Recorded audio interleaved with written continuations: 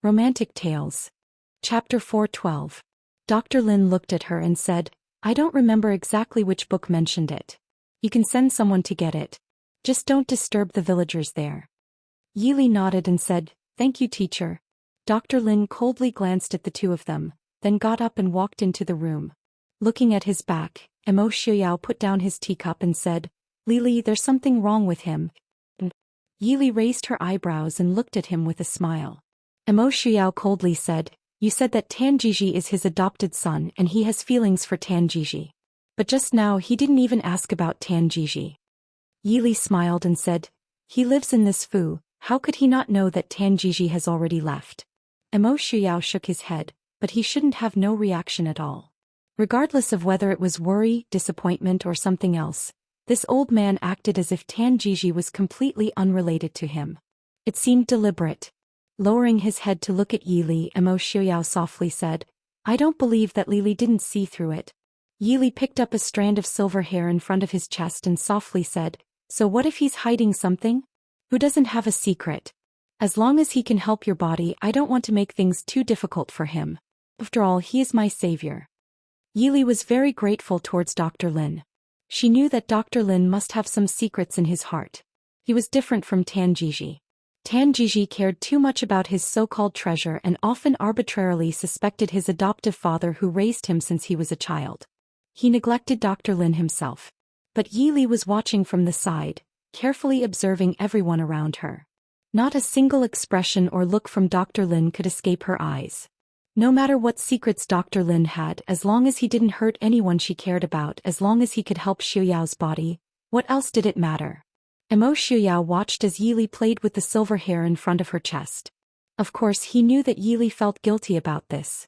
He gently pulled away Yili's hand and pulled out the strand of hair. He said dotingly, Since Miss Li said so, then we don't need to care about him. He would send someone to investigate Dr. Lin. As long as he didn't do anything he shouldn't do, he wouldn't do anything to him. When Dr. Lin came out of the house, he saw the two of them sitting under the tree and talking softly. The atmosphere around them was so warm and quiet that he couldn't bear to disturb them.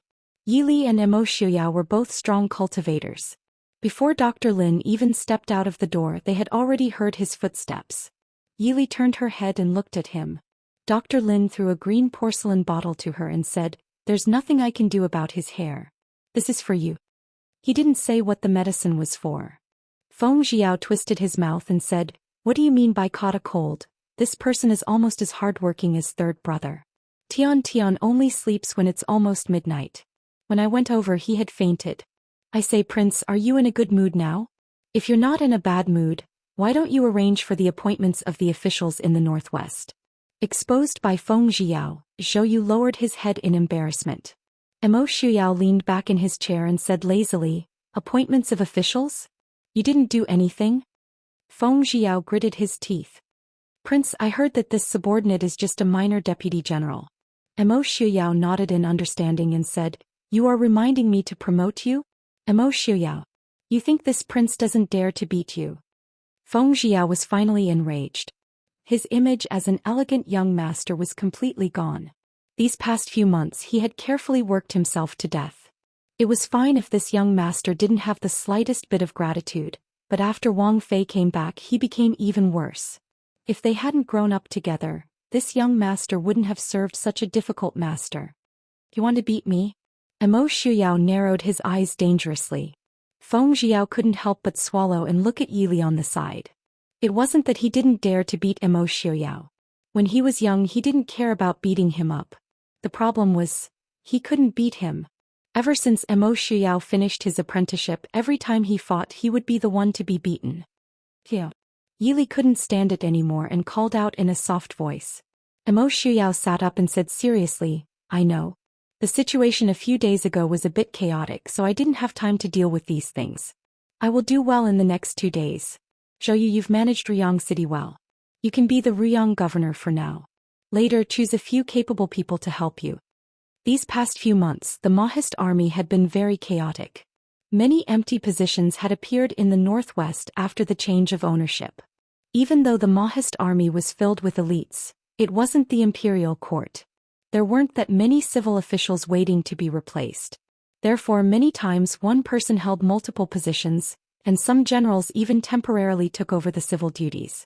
As for Su Qingze, who was both capable and trusted by Mo Xiuyao, he was directly sent to Hangzhou to manage the affairs of the 3 provinces in the northwest. Because of this, Yili hadn't seen Su Qingze since she came back. Chapter 413. This official thanks the prince for his trust. Zhou Yu once again stood and expressed his thanks. Everyone understood what it meant for Prince Ding to personally appoint an official. According to the rules, the appointment and removal of officials had to be done by the imperial court. Now, Mo Xiuyao's actions had vaguely indicated that the northwest would gradually leave the imperial court. This caused many people to have mixed feelings. Some were happy, some were worried. Rest for 2 days first. Let your body recover.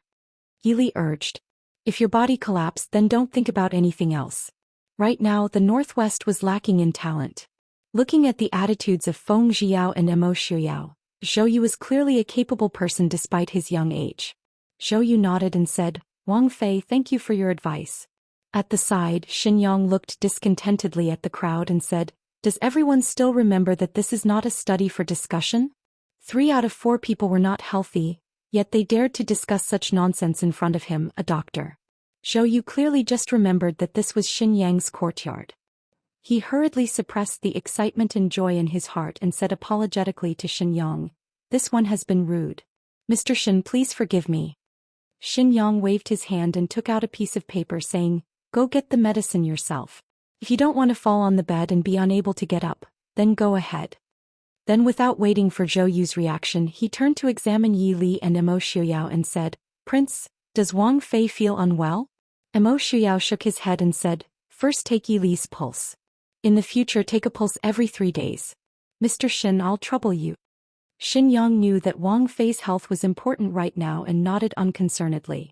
In his mind he planned to postpone the closed-door research plan. At least wait until Wang Fei saw the child born.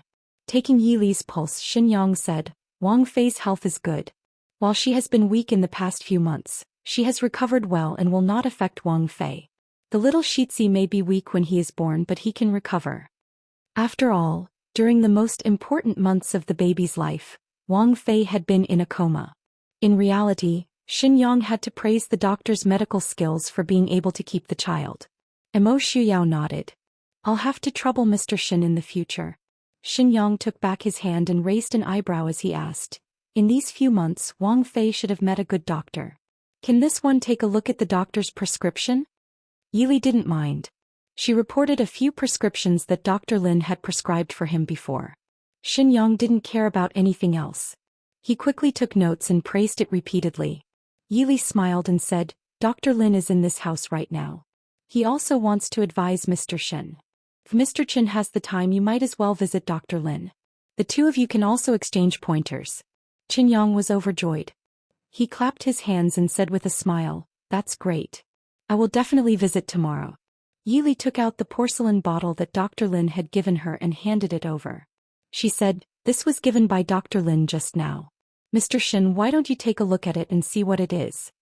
Xinyang carefully took it. He lowered his head to smell it and thought for a moment.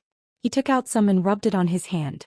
After examining it for a moment, he smiled and said, this should be an elixir to remove old scars. There is a large amount of lingxiang grass in it. It really is a rare item. Finishing, he looked at Mo Xiuyao's masked face. He smiled and said, this isn't for Wang Fei. It should be for the prince, right? The prince can try it. Later, this one can modify the prescription to see if it can have a better effect. Pinyang. Mo Xiuyao said with a dark face and gritted his teeth. For a man to care so much about his face made people feel uncomfortable. However, Mo Xiuyao had to admit that he really did hope that this medicine would be effective. If he had to have a head full of white hair, then at least he should have a perfect face.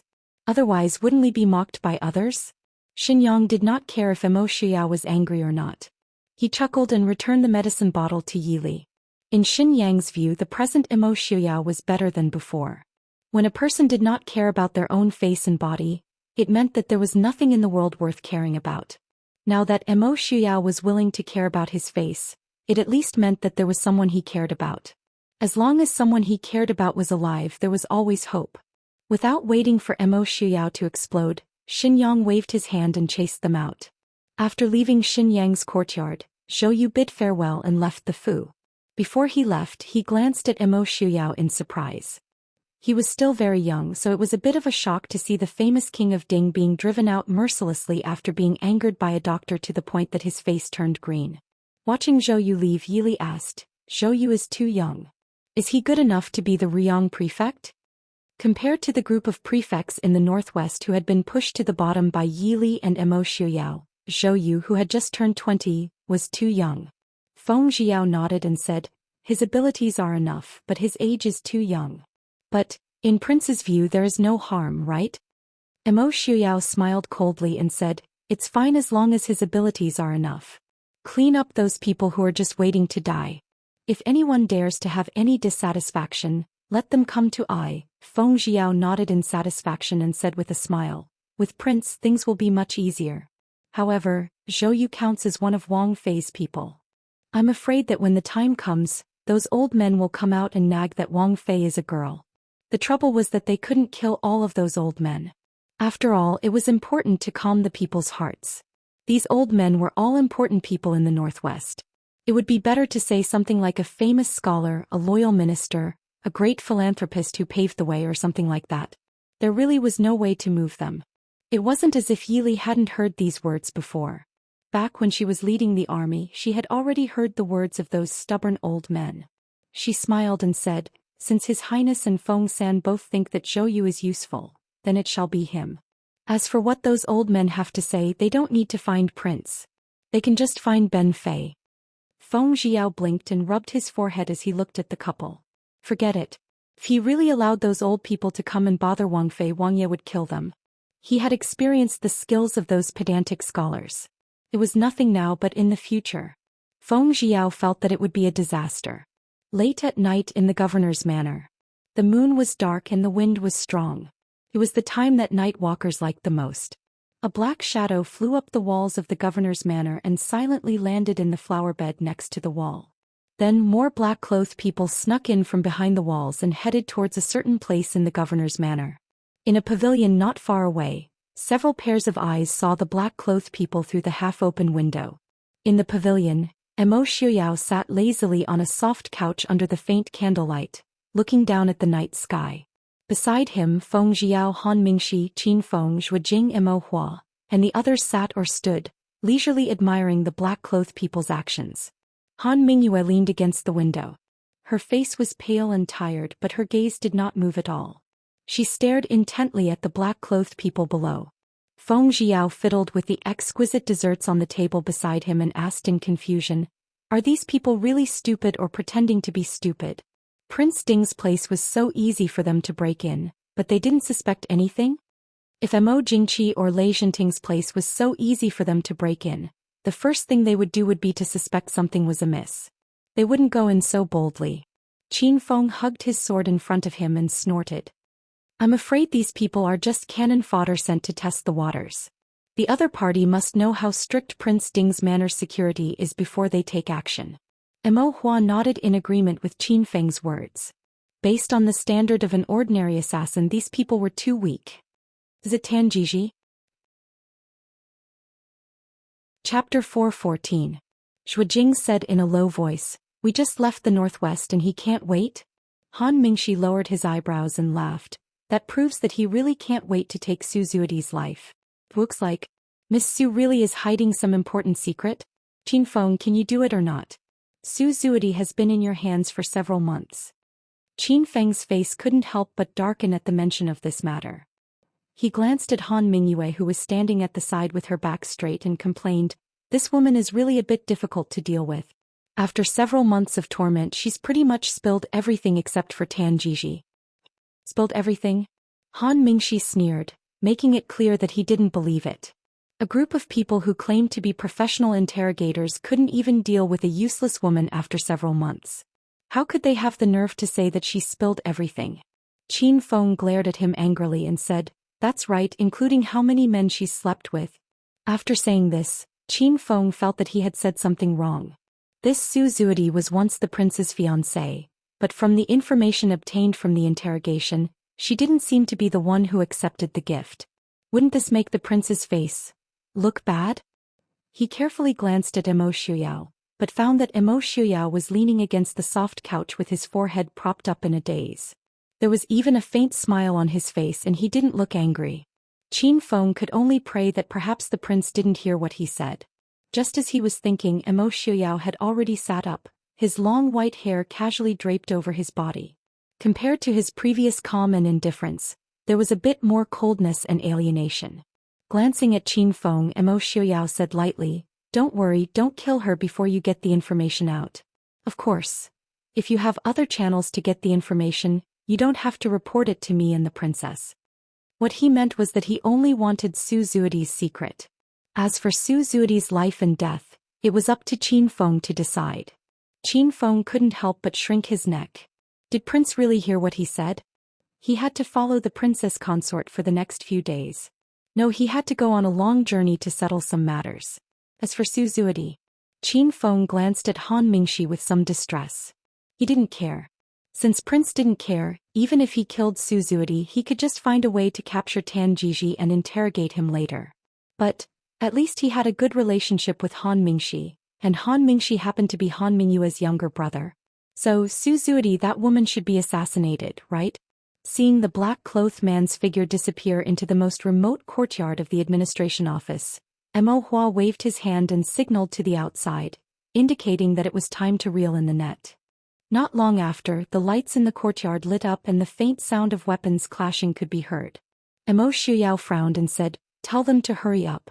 Don't let the princess consort rest." Prince Emo Hua said, "Don't worry, Prince, the sound won't reach the princess consort's courtyard."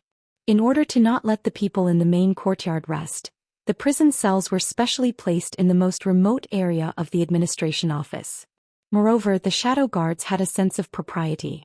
Even they could only hear a faint sound from here, not to mention that the princess consort's courtyard was half a journey away. Sure enough, in less than a quarter of an hour, the lights in the distant courtyard were extinguished and the administration office returned to its original tranquility. Qin Feng frowned and said, "I'm afraid there will be a lot of assassins these days. This subordinate doesn't understand why Su Zuidi has to be moved back to the administration office. It would be better to put her in Qi Lin's residence where no one would be disturbed." Zhuo Jing said, "If we put her there, the assassins won't have to come, because they wouldn't be able to find her." Feng Jiao saw that there was nothing else, so he stood up and stretched his body. He yawned and said, "If there's nothing else, this subordinate will take his leave." Emo Shuyao casually nodded his head.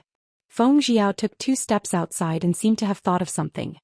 He turned around and said, "That's right, Your Highness, according to the pace, Su Qingzi should be arriving tomorrow. I heard that there are 2 other young masters of the Su family with him." Emo Shuyao's face darkened and he glanced coldly at Feng Jiao. He asked, "Why didn't I hear you say this before?" There was a gloating smile in Feng Jiao's eyes. He shrugged his shoulders and said, This subordinate only received the news when I was having dinner. At that time, the prince was accompanying the princess consort for dinner. This subordinate didn't dare to disturb them." Emo Shuyao huffed softly and said, "Go make the arrangements. There's no place to stay in the Fu. Go to the city and find a residence for them to stay in." Feng Jiao shook his head. "Prince, I'm afraid that won't do. Second young Master Su's residence is still empty. If the princess consort asks why the 3 young masters of the Su family are living outside the Fu, how should this subordinate answer?" These days, Emo Shuyao wanted to chase out everyone who was living in the governor's Fu. The first to bear the brunt of his anger were Feng Jiao, Zhuo Jing, Lin Han and Wei Lin, who often appeared in front of Yi Li. But the 3 of them were the princess consort's personal assistants and were originally supposed to live in the Fu. So Feng Jiao alone bore all of Emo Shuyao's anger. But Feng Jiao suddenly experienced the joy of living with everyone and refused to move out of the Fu to live in an independent residence. So every day under Mo Xuyao's ravaging, he happily busied himself with work. Now that he had the chance to make trouble for Mo Xuyao, Feng Jiao naturally spared no effort. "Feng-san." Mo Xuyao's expression was dark as he softly said, "Get lost." Feng Jiao shrugged and didn't care at all about Mo Xuyao's words. People who were in a bad mood had a reason to vent. Feng Jiao raised his hands and smiled. "This subordinate will leave. This subordinate will properly arrange a residence for the 3 young masters of the Su family, especially 5th young master Su. I heard that he plans to stay in Ryong to accompany the princess consort. 5th young master Su is still young and can accompany the princess consort so that she won't be bored. Prince, don't you think so? It's fine if you don't want to work, but you don't want the princess consort to do it. As far as he knew, 5th young master Su wasn't easy to deal with. When the time comes, you'll be depressed to death. Feng-san. Mo Xiao suddenly smiled. He looked at Feng Xiao and said, now that you've reminded me, I remember. This Fu is indeed lacking a chief steward. Uncle Mo just happens to need to take care of the various properties. How about you be the chief steward of this Fu in the future? Feng Xiao's expression froze and he hurriedly retreated in defeat. The distinguished and accomplished 3rd young master Feng was going to become the chief steward of the Wang Fu? Compared to the various chief stewards of the various manors in the world, Feng Xiao instantly felt that his image as a peerless and elegant young master had collapsed. The other people also left. Only the 2 brothers Han Mingxi and Han Mingyue remained. The pavilion was silent. Mo Xiao raised his hand and poured himself a cup of wine. He held it in his hand and absent-mindedly sipped. As he pondered what Feng Xiao had just said, he wasn't in the mood to speak. Su Qingze was in Hangzhou, Su Qingyan was in Yunzhou, and Su Qingfeng was in the Guanyi barracks. How did the 3 of them get together? Most importantly, why did the 3 of them come to Ryong instead of staying put? Right now, Mo Xiao didn't want anyone related to Yi Li to appear in the Fu and draw away Li Li's attention. But the 3 of them deserved to die. It was obvious that Li Li was very important. As he was lost in thought, a gloomy coldness unconsciously spread out.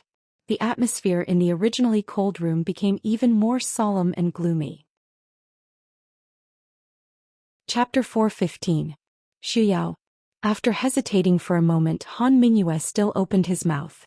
Mo Xuyao looked up at him, his eyes filled with obvious impatience. Then he lightly swept a glance at Han Mingxi. Han Mingxi helplessly frowned. In the past, Han Mingxi dared to provoke Mo Xiuyao without any hesitation because he could clearly see Mo Xiuyao's character. But ever since Yi Li's accident and his return, Han Mingxi felt that he couldn't understand Mo Xiuyao anymore.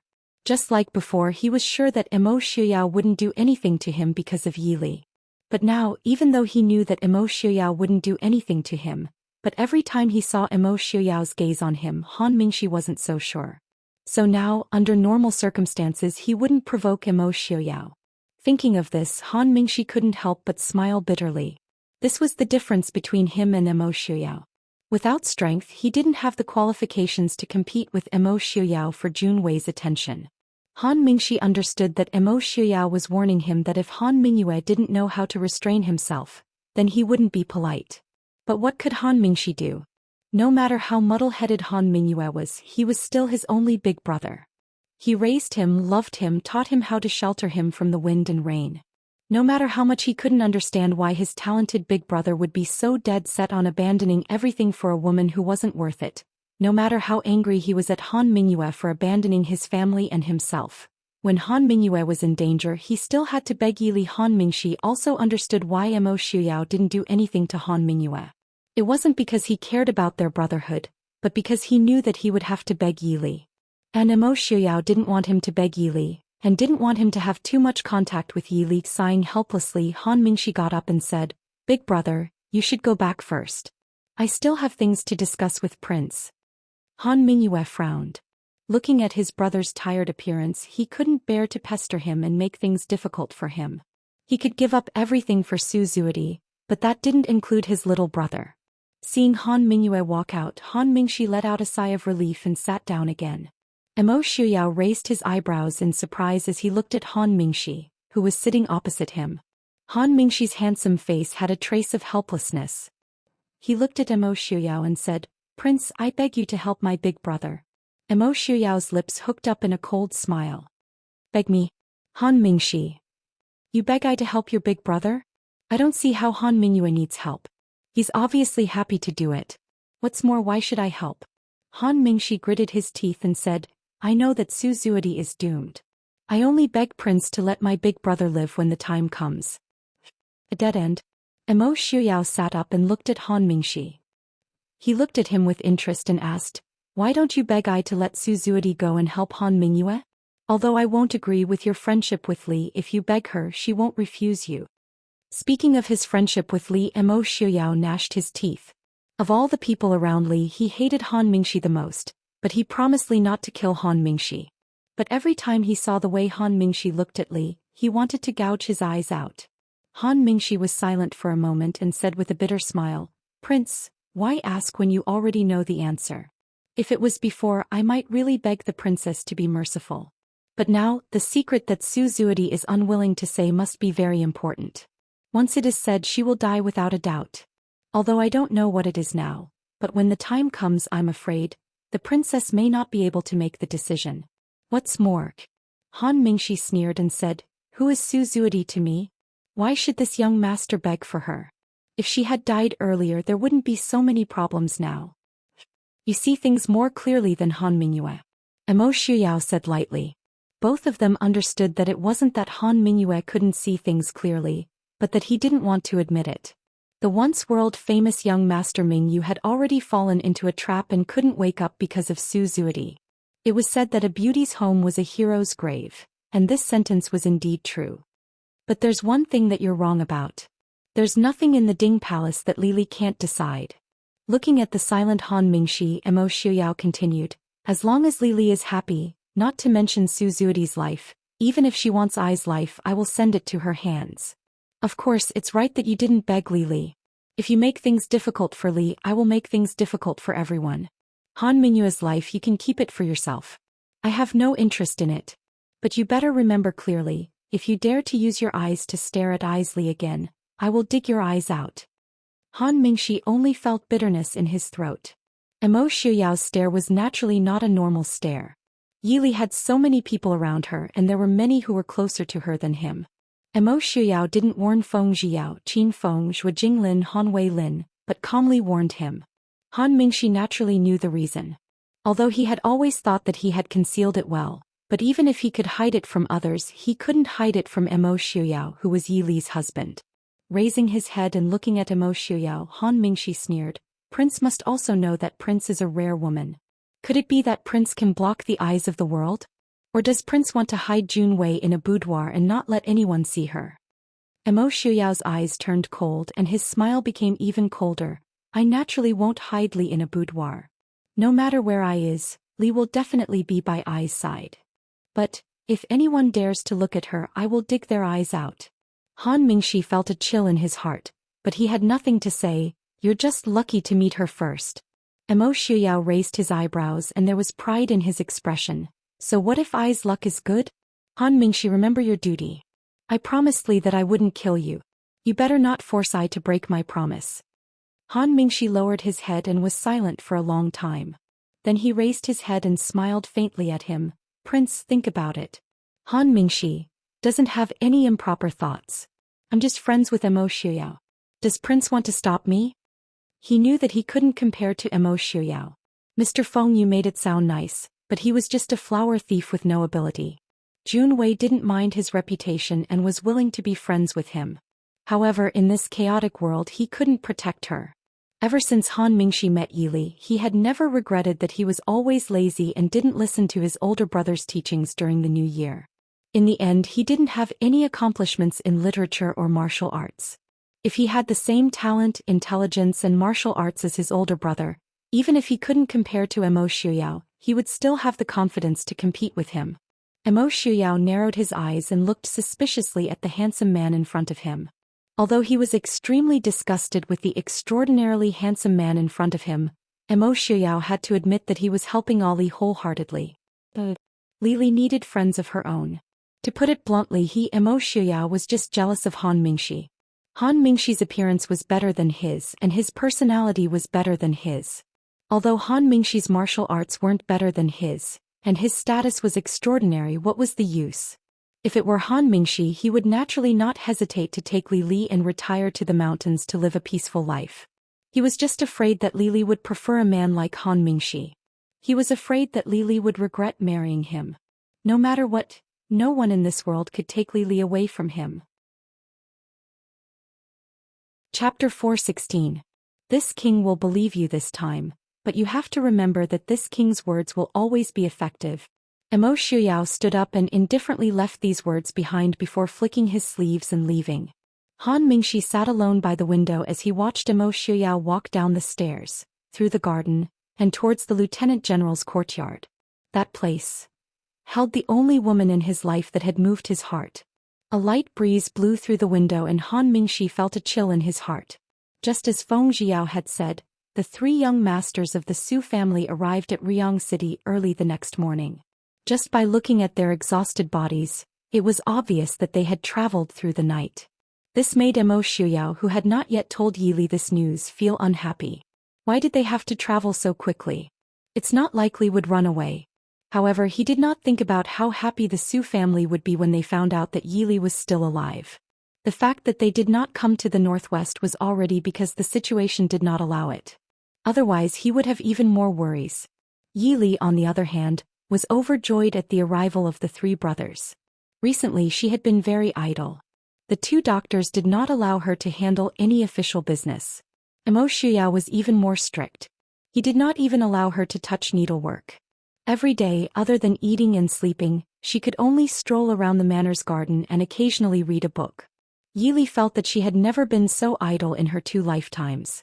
After going through a life and death situation, she was naturally excited and happy to see her family again. 2nd brother, 3rd brother, 5th brother, you guys. Older sister Li. The youngest, Su Qingyan, was unable to contain his joy. As usual, he went up to Yili to talk. Emo Shuyao, who was standing to the side, raised his hand to separate the 2.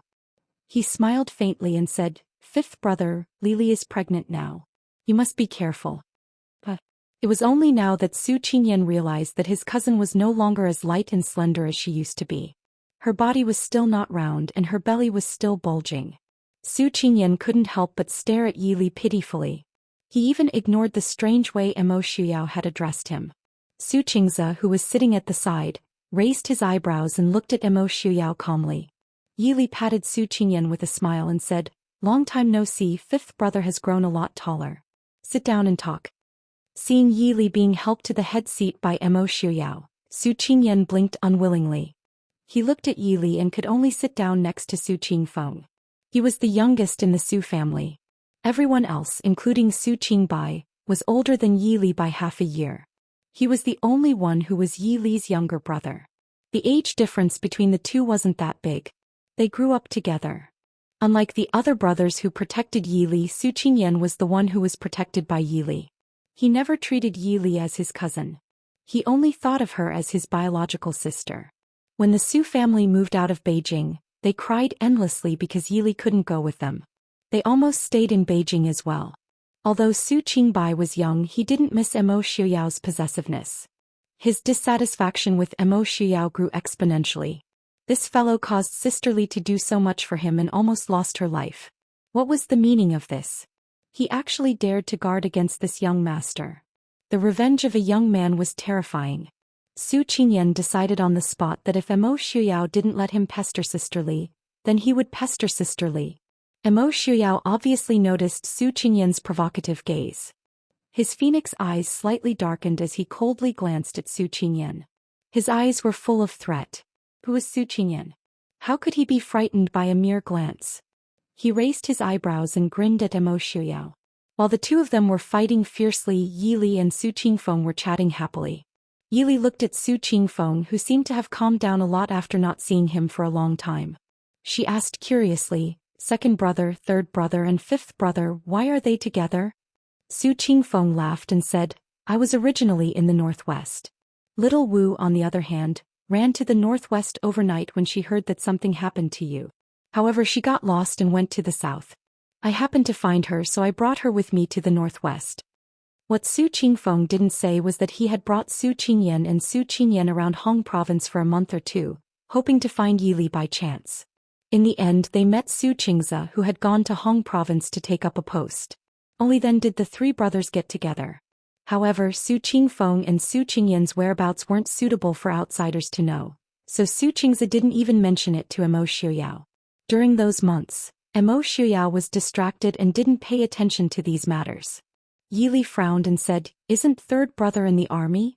Su Qingfeng's identity was special. If he wanted to leave, it was impossible for him to not attract the attention of the higher-ups. She couldn't help but suspect that Su Qingfeng had become a deserter. Su Qingfeng waved his hand and said with a smile, "The emperor doesn't really want our Su family to produce another general.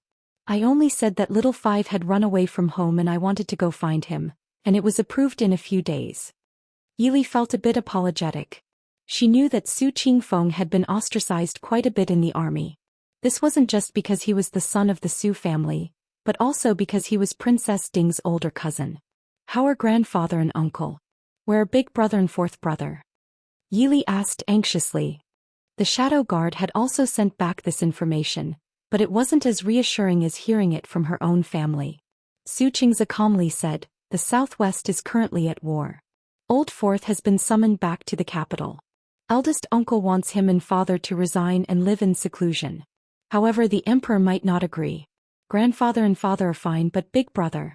Su Qingze frowned and said, "Big brother only sent a message saying that he's in the south, but we don't know where he is or what he's doing." Young Master Qingchen's whereabouts were unknown. Even the Shadow Guard and Tianyi Pavilion might not be able to find him. If he didn't say anything, no one could be sure of his whereabouts.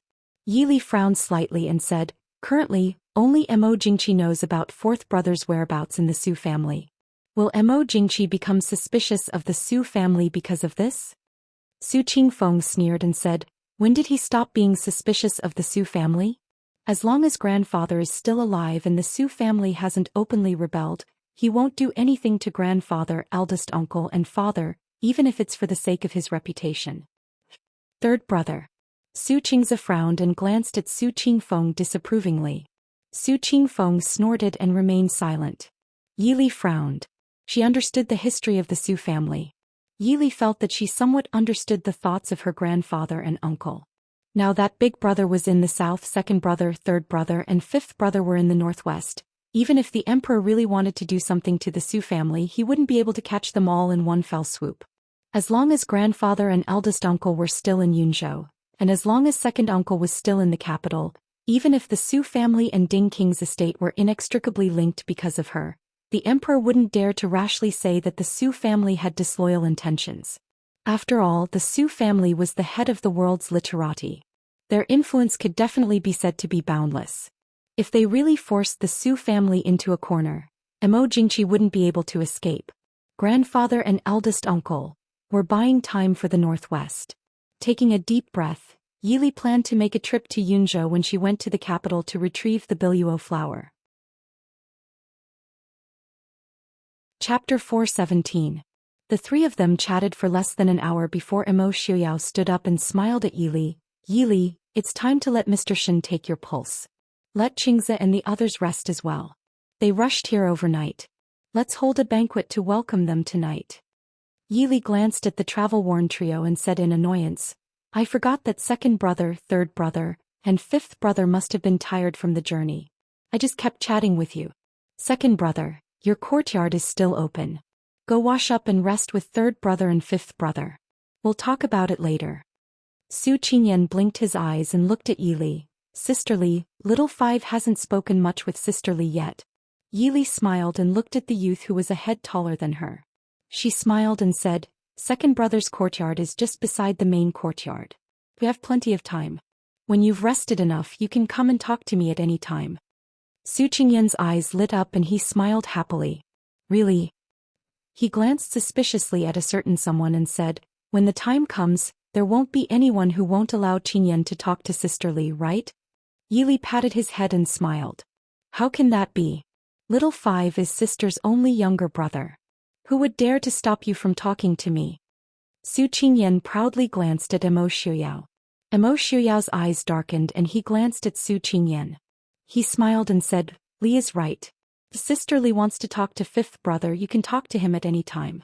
Fifth brother is still young and has plenty of time." What he meant was that other than chatting with Yi, Su Qingyan was just a good-for-nothing who didn't know how to eat and drink. Su Qingyan gritted his teeth and smiled even more brightly. "Brother-in-law is right. I will always be by Sisterly's side. Sisterly will be lonely and bored when brother-in-law is busy with political affairs." After personally sending Su Qingze and the others back to their courtyard to rest, Yili looked amusedly at Emo Xiuyao, who had a dark expression on his face. She sighed softly. Little Five is still a child. Why are you being so calculative with him? She had naturally seen the interaction between Su Qingyan and Emo Xiuyao earlier, but she had not said anything. At this moment Emo Xiuyao's face was so gloomy that ink was about to drip out. His thin lips were tightly pursed and he looked even more like a child throwing a tantrum. Emo Xiuyao snorted. After a while he said, "He's already 15 years old. How can he be considered a child?" Yili raised a hand to pinch his handsome face. She smiled and said, "Even if he's 20 years old, he's still my younger brother." After saying this, Yili looked Emo Xiuyao up and down. She tilted her head and said, "Speaking of which, Emo Xiuyao, have you become addicted to jealousy recently? Aren't you afraid that you'll die from jealousy?" It was one thing to be picky about Han Mingxi. Although Han Mingxi's thoughts had never been made clear, Yili knew a little about them. Therefore she was not as close to Han Mingxi as she was to Feng Zhiyao or Qin Feng. However, if she was picky about Su Qingyan, then she was going overboard. Most importantly, Yili really didn't understand where Emo Xiuyao's wariness came from. In Yili's opinion, whether it was martial arts, intelligence or power, there were very few people in the world who could compare to Emo Xiuyao. In the past, Emo Xiuyao wasn't so unconfident in himself. If it was because he had just returned from his tribulation, then it would be a bit of an exaggeration to say that she hadn't recovered after half a month. Emo Xiuyao trapped her in his arms. He lowered his head and gently bit her fragrant cherry lips. He said in a low voice, "Can't I just be jealous? Li, you're not allowed to be nice to other men. I'll get angry." Yili was helpless. Little Five isn't other men. Su Qingyan was her younger brother.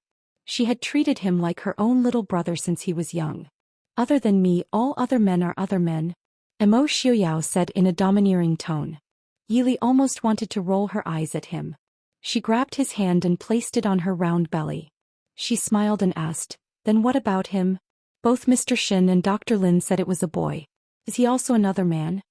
Emo Xiuyao said matter-of-factly, "Of course.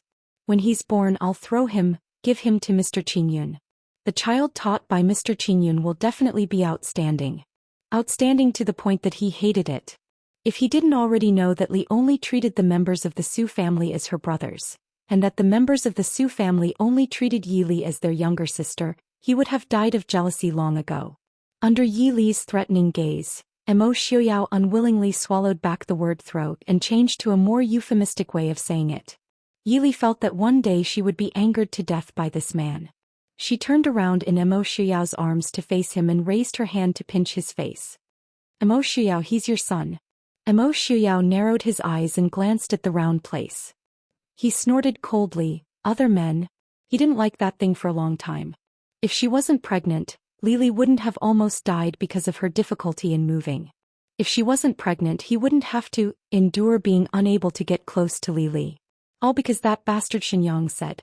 Thinking of Xinyang's gloating old face, Emo Xiuyao felt that this fellow hiding in Lily's stomach was even more of an eyesore. Of course he was also wrong. He swore that when this child was born he would never let Lily get pregnant again. It was dangerous, troublesome and annoying. Towards such a childish man, Yili was completely helpless. However, looking at his aggrieved and stubborn eyes, Yili felt an inexplicable sense of cuteness and heartache. She couldn't bring herself to throw a tantrum. She pulled Emo Xiuyao to sit down. Yili didn't mind and sat on his lap. She turned his face to face her. "Young master, can we not be so childish?" Emo Xiuyao unhappily opened his mouth and bit Yili's slender fingers.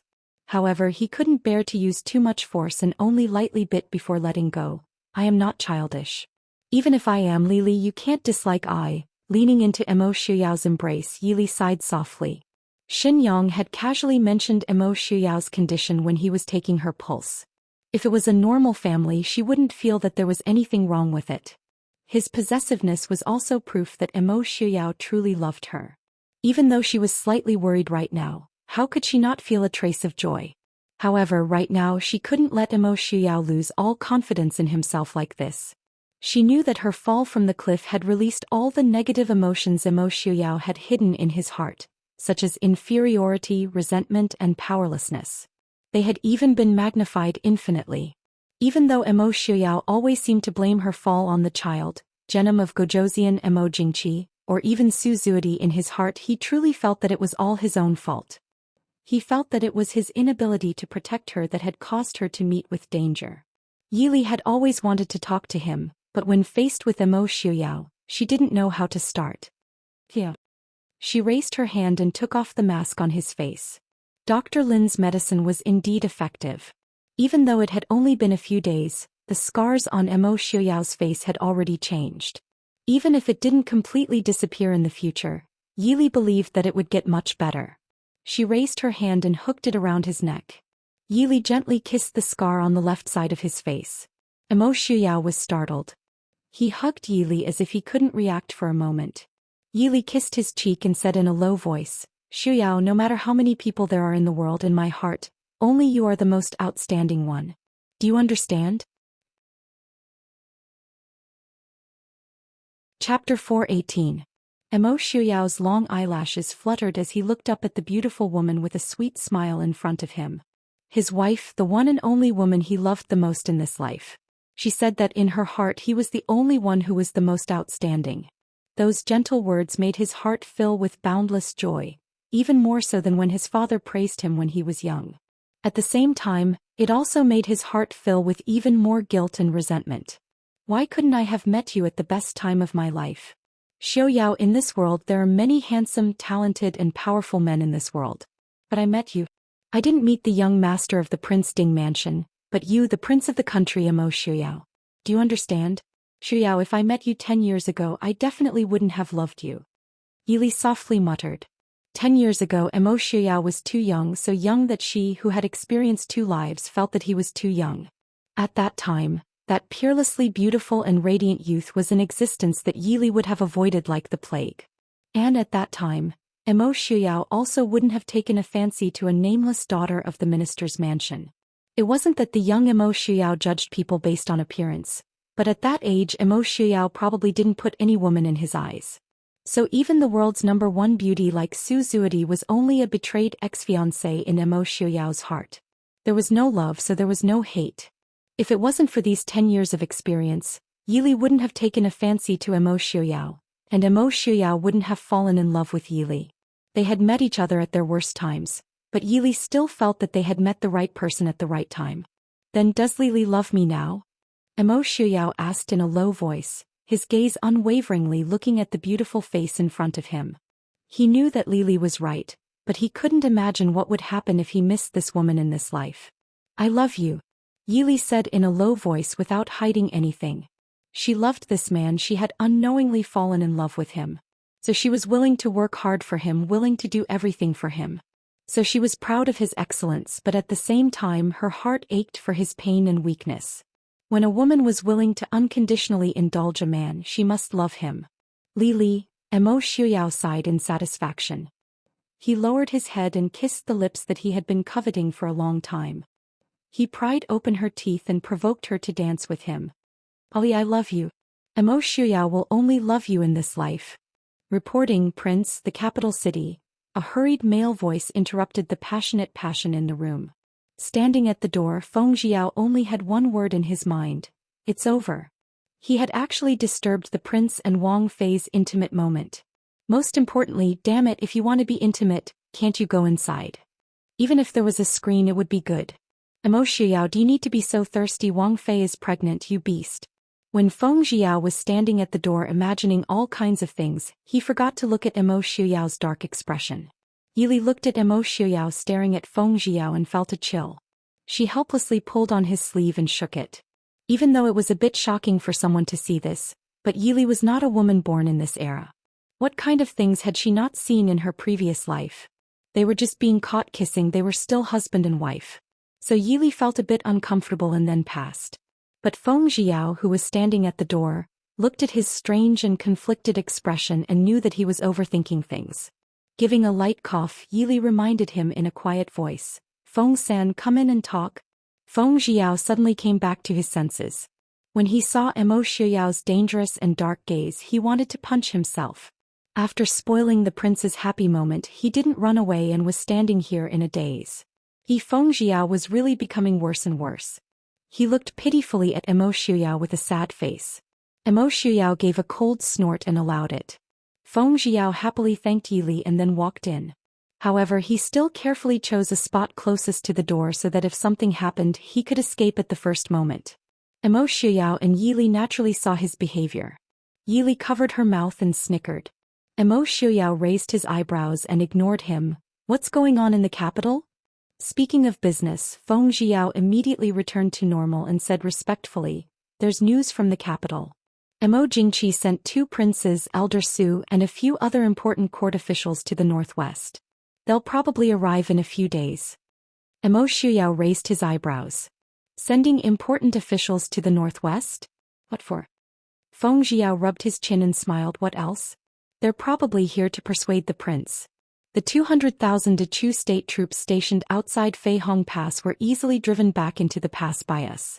At the time, Emo Jingqi was so angry that he issued several edicts to scold the prince. It's been so long, it's time for him to come back to his senses. Emo Jingqi was not really an idiot. As long as the Prince Ding mansion did not say the opposite, he naturally would not meet the Prince Ding mansion on the battlefield at this time. He had not finished dealing with Xiling and the northern tribes.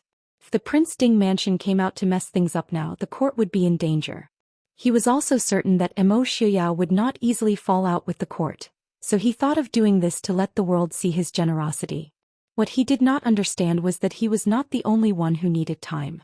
The Mahist army in the northwest also needed time. Who are those people? Emo Shuyao asked.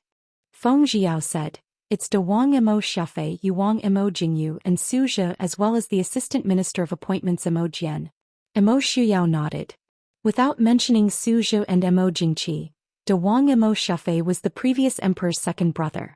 Emo Jingqi also had to respectfully address him as imperial uncle. Yuang Emo Jingyu was Emo Jingqi's half-brother. He usually kept a low profile and did not like to pay attention to worldly affairs. It was unknown why Emo Jingqi had sent him. The 2 princes were important officials. Emo Jingqi had sent an envoy with great sincerity this time. Unfortunately, Emo Shuyao did not plan to give him too much face. Yi Li frowned and said, the northwest is far away from the capital. Why would Emo Jingqi send Elder Su? Su Zhe was already over 70 years old and his health had not been good these past few years. Logically speaking, this kind of task should not be sent to such an old official. If something happened on the way, it would not be good. Feng Jiao thought for a moment and said, could it be that Emo Jingqi knows that Su Zuodi is still alive, so he sent Elder Su? Emo Shuyao said, it's been half a year. Emo Jingqi should have heard the news. Even if he did not know before, he should know now. City. If Su Zuodi could actually arouse Emo Jingqi's interest, then... Emo Shuyao's face darkened, the coldness in his eyes becoming even more frightening. What does the prince plan to do with these people?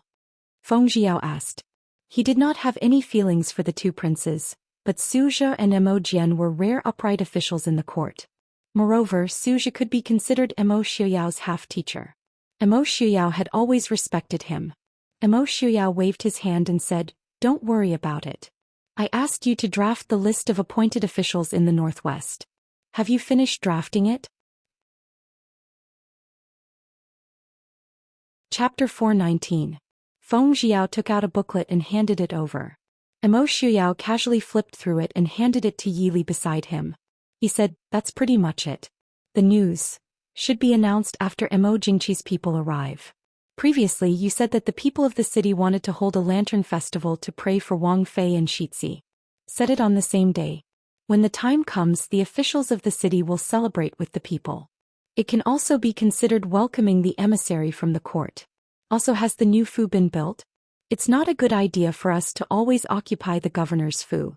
When the new governor takes office, we can't let him work in a civilian residence, right? Feng Jiao agreed. Emo Shuyao's actions were clearly provoking the emissary sent by Emo Jingqi, but he liked it. He smiled as he said, the Fu has been prepared long ago. It was originally the Fu of the richest man in Riyang City. That person fled to the pass with the garrison.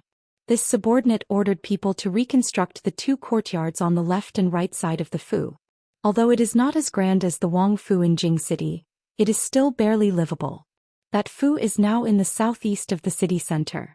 However, according to the new plan of Ryong City after the reconstruction, the Fu will be in the center of Ryong City. Naturally, there were people who had already taken care of these trivial matters. However, the prince was in a bad mood and did not mention moving, so the subordinates did not dare to say anything. This led to the present situation. The officials who were temporarily in charge of the affairs of the city still worked in the yamen in front of the governor's Fu. However, after they finished their work, they had to take all the documents back to their temporary residence. It was fine during normal times, but if it was winter or rainy, it was very troublesome to run back and forth. Very good. Mo Shuyao nodded in satisfaction and said, have people quickly tidy up the place. Feng Jiao said with a smile, it has been prepared long ago. Prince and Wang Fei can move in at any time.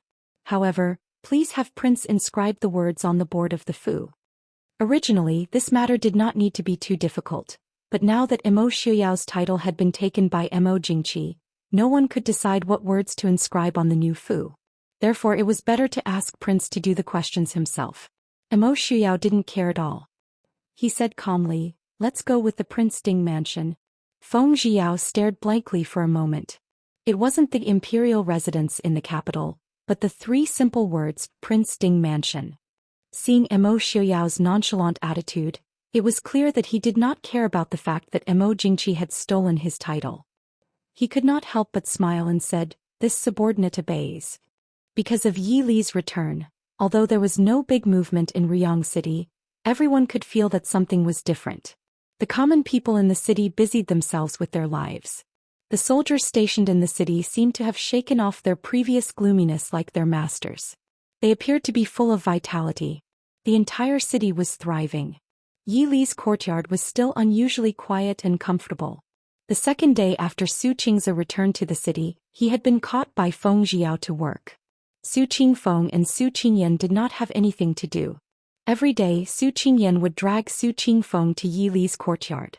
If they were not chatting, they were playing chess. Their days were leisurely and comfortable. Every time Mo Shuyao saw this, he wanted to kick him out of Ryong City. However, with Yi Li's words of love that day, Mo Xuyao's mood clearly improved greatly. However, every time he saw Su Qingyan, he couldn't help but frown. On the chessboard, the black and white pieces were fighting fiercely. Somewhere outside the courtyard there was also an endless battle going on. Su Qingyan gripped a piece and said with a frown, Li Jiejie, is this Fu really suitable for nurturing a fetus? They come here every few days. After living here for a few days, Su Qingyan was already used to the occasional assassination attempts in the Fu. Anyone who saw this every day would get used to it. Su Qingyan could only admire the patience of these assassins. They fought and lost, but they kept fighting. It was just too annoying. Yi Li leisurely took a sip of the white fungus soup that a servant girl beside her had delivered. She smiled faintly and said, no matter. This Fu is just too boring. It's good to be lively once in a while. Su Qingyan deeply agreed. Mo Shuyao was afraid that other people would disturb Yi Li's rest. Other than Qin Feng, Zhuo Jing and Xin Yang and Dr. Lin who treated Yi Li, normal people in the Fu could not get close to Wang Fei's courtyard. If something happened in the Fu, it was directly reported to Mo Shuyao. No one dared to use these trivial matters to bother Yi Li. This was originally with good intentions, but this way Yi Li was bored. She snorted softly and said, Prince Ding is really petty. What's wrong with Li Jiejie going out for a walk? It's as if he's afraid that other people will take a second look. Li Jiejie is so outstanding that everyone in the world admires her. Speaking of this, Su Qingyan couldn't help but feel proud. There were many beautiful women in the world, but whose sister could lead tens of thousands of soldiers to fight against a strong enemy? Only his, Su Qingyan's sister. In the future he would definitely marry a woman as strong as Li Jiejie. Yi Li raised a hand and knocked Su Qingyan on the head. She glanced at him and said, call me brother-in-law. Do you think Mo Shuyao hasn't tormented you enough? Su Qingyan was suddenly depressed. These past few days he had fought with Mo Shuyao. For the time being he couldn't fight against Mo Shuyao, that treacherous villain. Although Mo Shuyao would let him win in front of Li Jiejie behind his back, Su Qingyan would think of ways to trip him up and use underhanded methods. Yesterday he even slandered Li Jiejie, saying that he had taken a fancy to a beautiful girl in the city and wanted Li Jiejie to write a letter to his parents to arrange a marriage for him. If this really reached his father's ears, wouldn't he be skinned alive? His older brothers hadn't even gotten married yet. He, the youngest one, had taken a fancy to another family's girl. Liking beauty was his crime. Li Jiejie knows about it. Su Qingyan was dejected. He couldn't fight against Mo Xiuyao. Now that Li Jiejie knew about it, he felt that he had lost face. Su Qingfeng, who was watching from the side, sneered. He raised his hand and knocked on Su Qingyan's head. Second brother, third brother already told you not to provoke Prince. You just wouldn't listen. Su Qingyan glared at him. He's clearly the one who's targeting me. Su Qingfeng raised his eyebrows. Then why isn't Prince targeting your second brother and me? So isn't this what you asked for? Su Qingyan laid on the table and sighed. Third brother, I'm your younger brother. He really missed fourth brother. If fourth brother was here, he would definitely help him fight against Mo Xiuyao. Listening to Su Qingyan's chatter, Yili smiled and put down a chess piece. She asked, that's right, has third brother been bored in the Fu these past few days? Su Qingyan was still a child. He could find fun anywhere. Su Qingfeng, as a grown man, didn't go anywhere in the Fu. It was indeed a bit difficult for him. Su Qingfeng smiled and said, it's a bit boring compared to the army, but it's fine. Once you give birth to the child, I should return to the capital. Third brother and second brother aren't in the capital, so father and mother will be worried. When this was brought up, Yili frowned and said, speaking of which, second brother is in the northwest now. Does the emperor in the capital make things difficult for second uncle? There's also Jing'er. Her wedding with second brother was set for last year, but now? Su Qingfeng comforted her, it's fine. If the emperor wants to make things difficult for our Su family, he can find a reason. He won't make things difficult for father because of this. Moreover, father also said that he doesn't want second brother to go back now. I don't know what the current situation in the capital is like. Second brother isn't someone like fourth brother. If he gets involved, it'll be hard for him to extricate himself. As for young Miss Qin. Chapter 420. Su Qingfeng helplessly scratched his head. Right now he could only rejoice that he hadn't had time to get engaged. Otherwise, wouldn't he be delaying the girl's future? If there were any accidents in the future, he was afraid that his wife's family would be implicated. Right now our Su family isn't having a good time. It's actually a good thing that the Qin family's young miss hasn't married into our family yet. I heard that second brother had someone bring a letter back to our parents. If there's a good family, we'll ask the Qin family's young miss to marry on her own. Yili frowned. She had a very good relationship with Qin Zheng. How could she not see that Qin Zheng was deeply in love with her second brother? Moreover, the two had been engaged since they were young.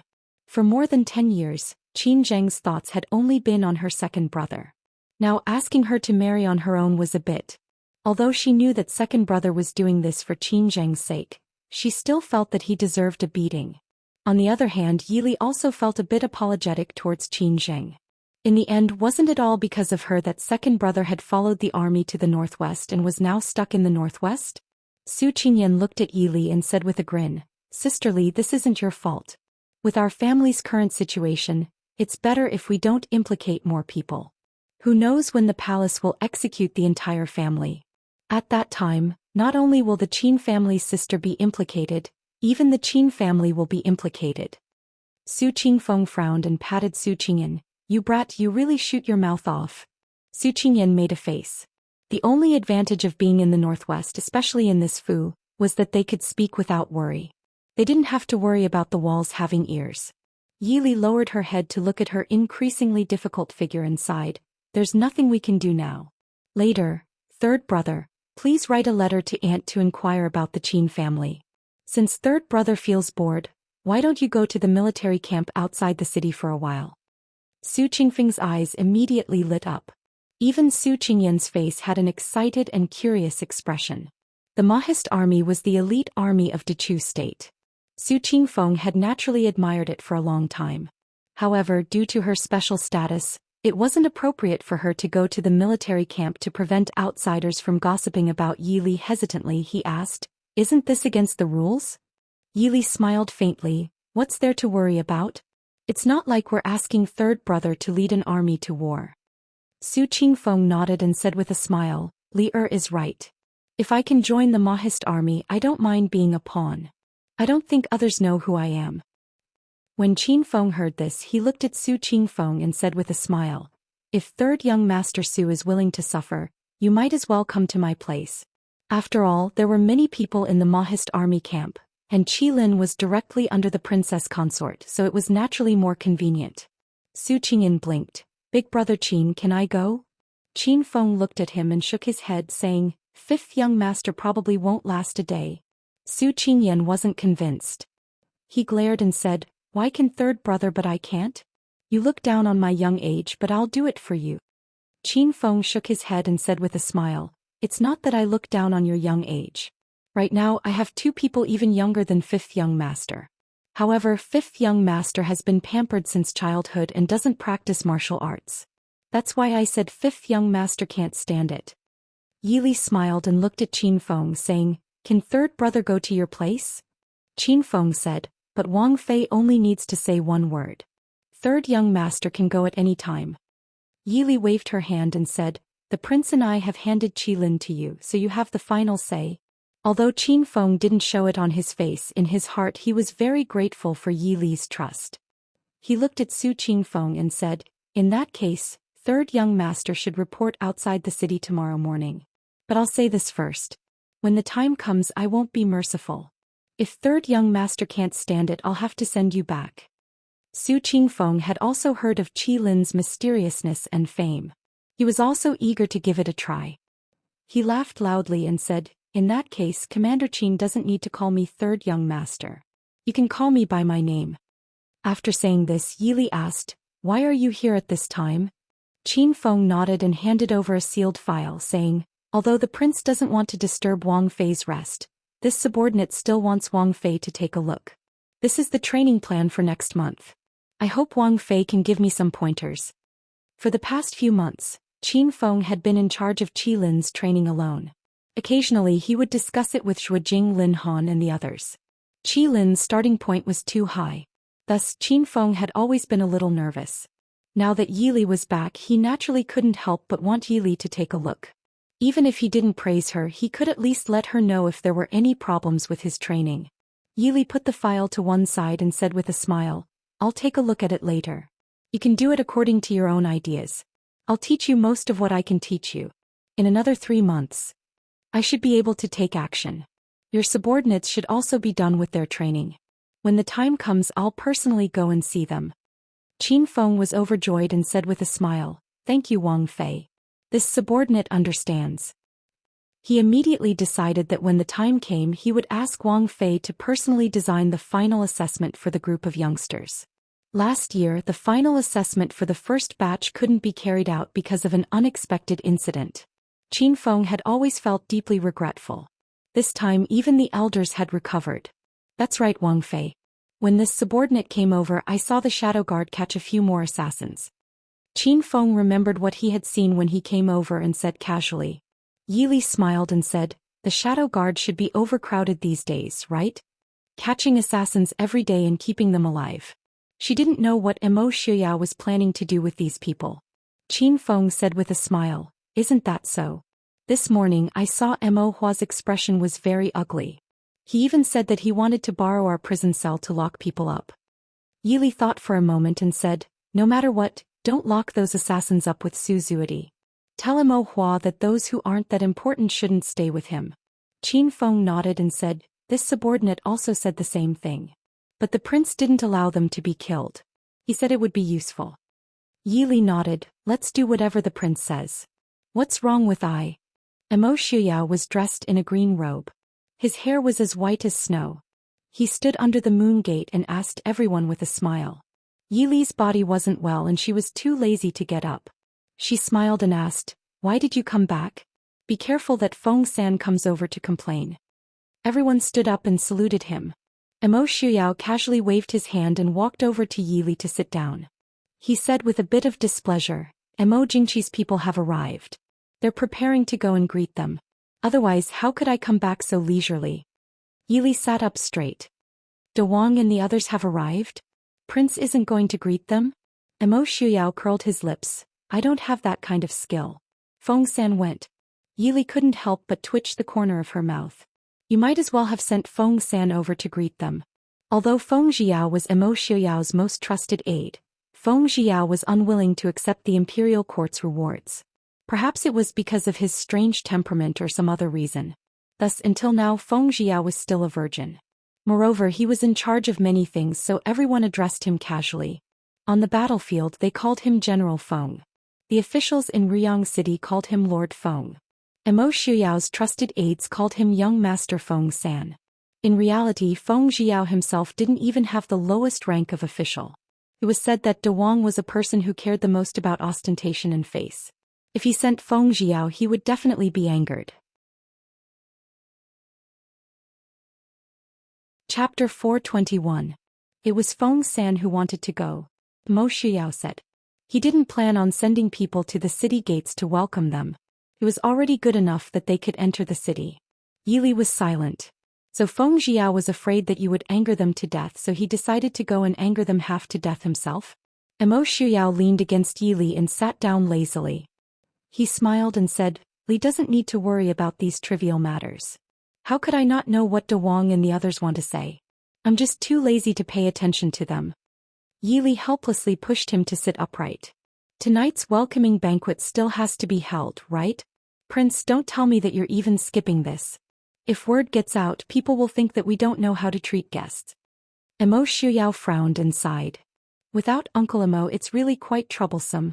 If it was in the past, Uncle Emo would have directly taken care of these small matters and only needed to report to them.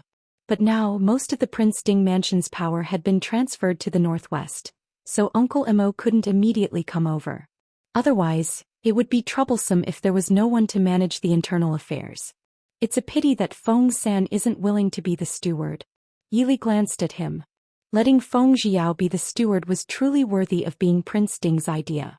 Shaking her head, Yili said, Forget it, I'll have Wei Lin and Lin Han do it later. If the dignified Prince Ding Mansion couldn't find someone who could be the steward, wouldn't it be a joke if word got out? Emo Xiao nodded in satisfaction and smiled. Zhuo Jing and the others by Li Li's side are all capable. One of them can definitely take Uncle Mo's place first. Yili thought about how Zhuo Jing and the others were like Uncle Mo, worrying about all kinds of things in the prince's residence all day long and couldn't help but shiver. The three of them had been with her for a long time. As their master, she couldn't be too disloyal. They're too young. Let's bring up a trustworthy steward later. Emo Xiao shrugged his shoulders regretfully in agreement. At the city gate of Riyang City, Feng Jiao stood with a smile on his face. He was accompanied by a few officials who were in charge of the affairs of the city, as well as many commoners who were watching the bustling scene. The officials of Riyang City were all dressed in casual clothes, which made young Master Feng San look even more charming in his red robe. Compared to the casual appearance of the host, the other party's men and horses were all dressed in official robes, which made them seem especially grand and strange. Feng Jiao held his fan and leaned against the city wall. He asked casually, It's such a hot day. Don't they feel hot wearing so much? That was why he said what was so good about being an official. On such a hot day they had to wear so many layers of clothing. Weren't they afraid of getting sick from the heat? The Chu state was known as the state of etiquette. Even in summer there were 4 or 5 layers of court robes. Moreover, the court robes weren't made of soft and breathable gauze. Instead, they were made to show the majesty of the imperial family. The court robes were usually made of heavy and gorgeous cloud brocade. One could tell how hot it was just by looking at how sweaty the guards were. No one answered his question because the procession in front of him had already reached the city gate. The commoners of Riyang City were very curious. The northwest was remote. If there wasn't anything going on, they wouldn't see a true high-ranking official or noble person for decades. The most important person the commoners could see was the governor of the city. Currently, Prince Ding lived in Riyang City. Now, 2 more princes and several other high-ranking officials had arrived. The commoners naturally flocked to the city gate to see the heat, to welcome the imperial envoy. Hundreds of guards escorted the long procession to the city gate. A slightly stout old man stepped out of the first red sandalwood carriage. He wore a dark purple robe with an embroidered pattern. His hair and beard were white, but his expression was arrogant. He seemed to look down on all living things. He stepped on a guard's blanket and landed. He glanced at the people standing at the city gate. His expression immediately darkened. Feng Jiao acted as if he did not see his expression. With a smile on his face, he went forward and cupped his hands in greeting. Feng San of Ding Wang Fu has come under Wang Ye's orders to welcome the two Wang Ye and Darren. Feng San greets De Wang. Feng San Feng Jiao? Prince De looked at Feng Jiao with a dark expression. Prince De had naturally heard of Feng Jiao's reputation.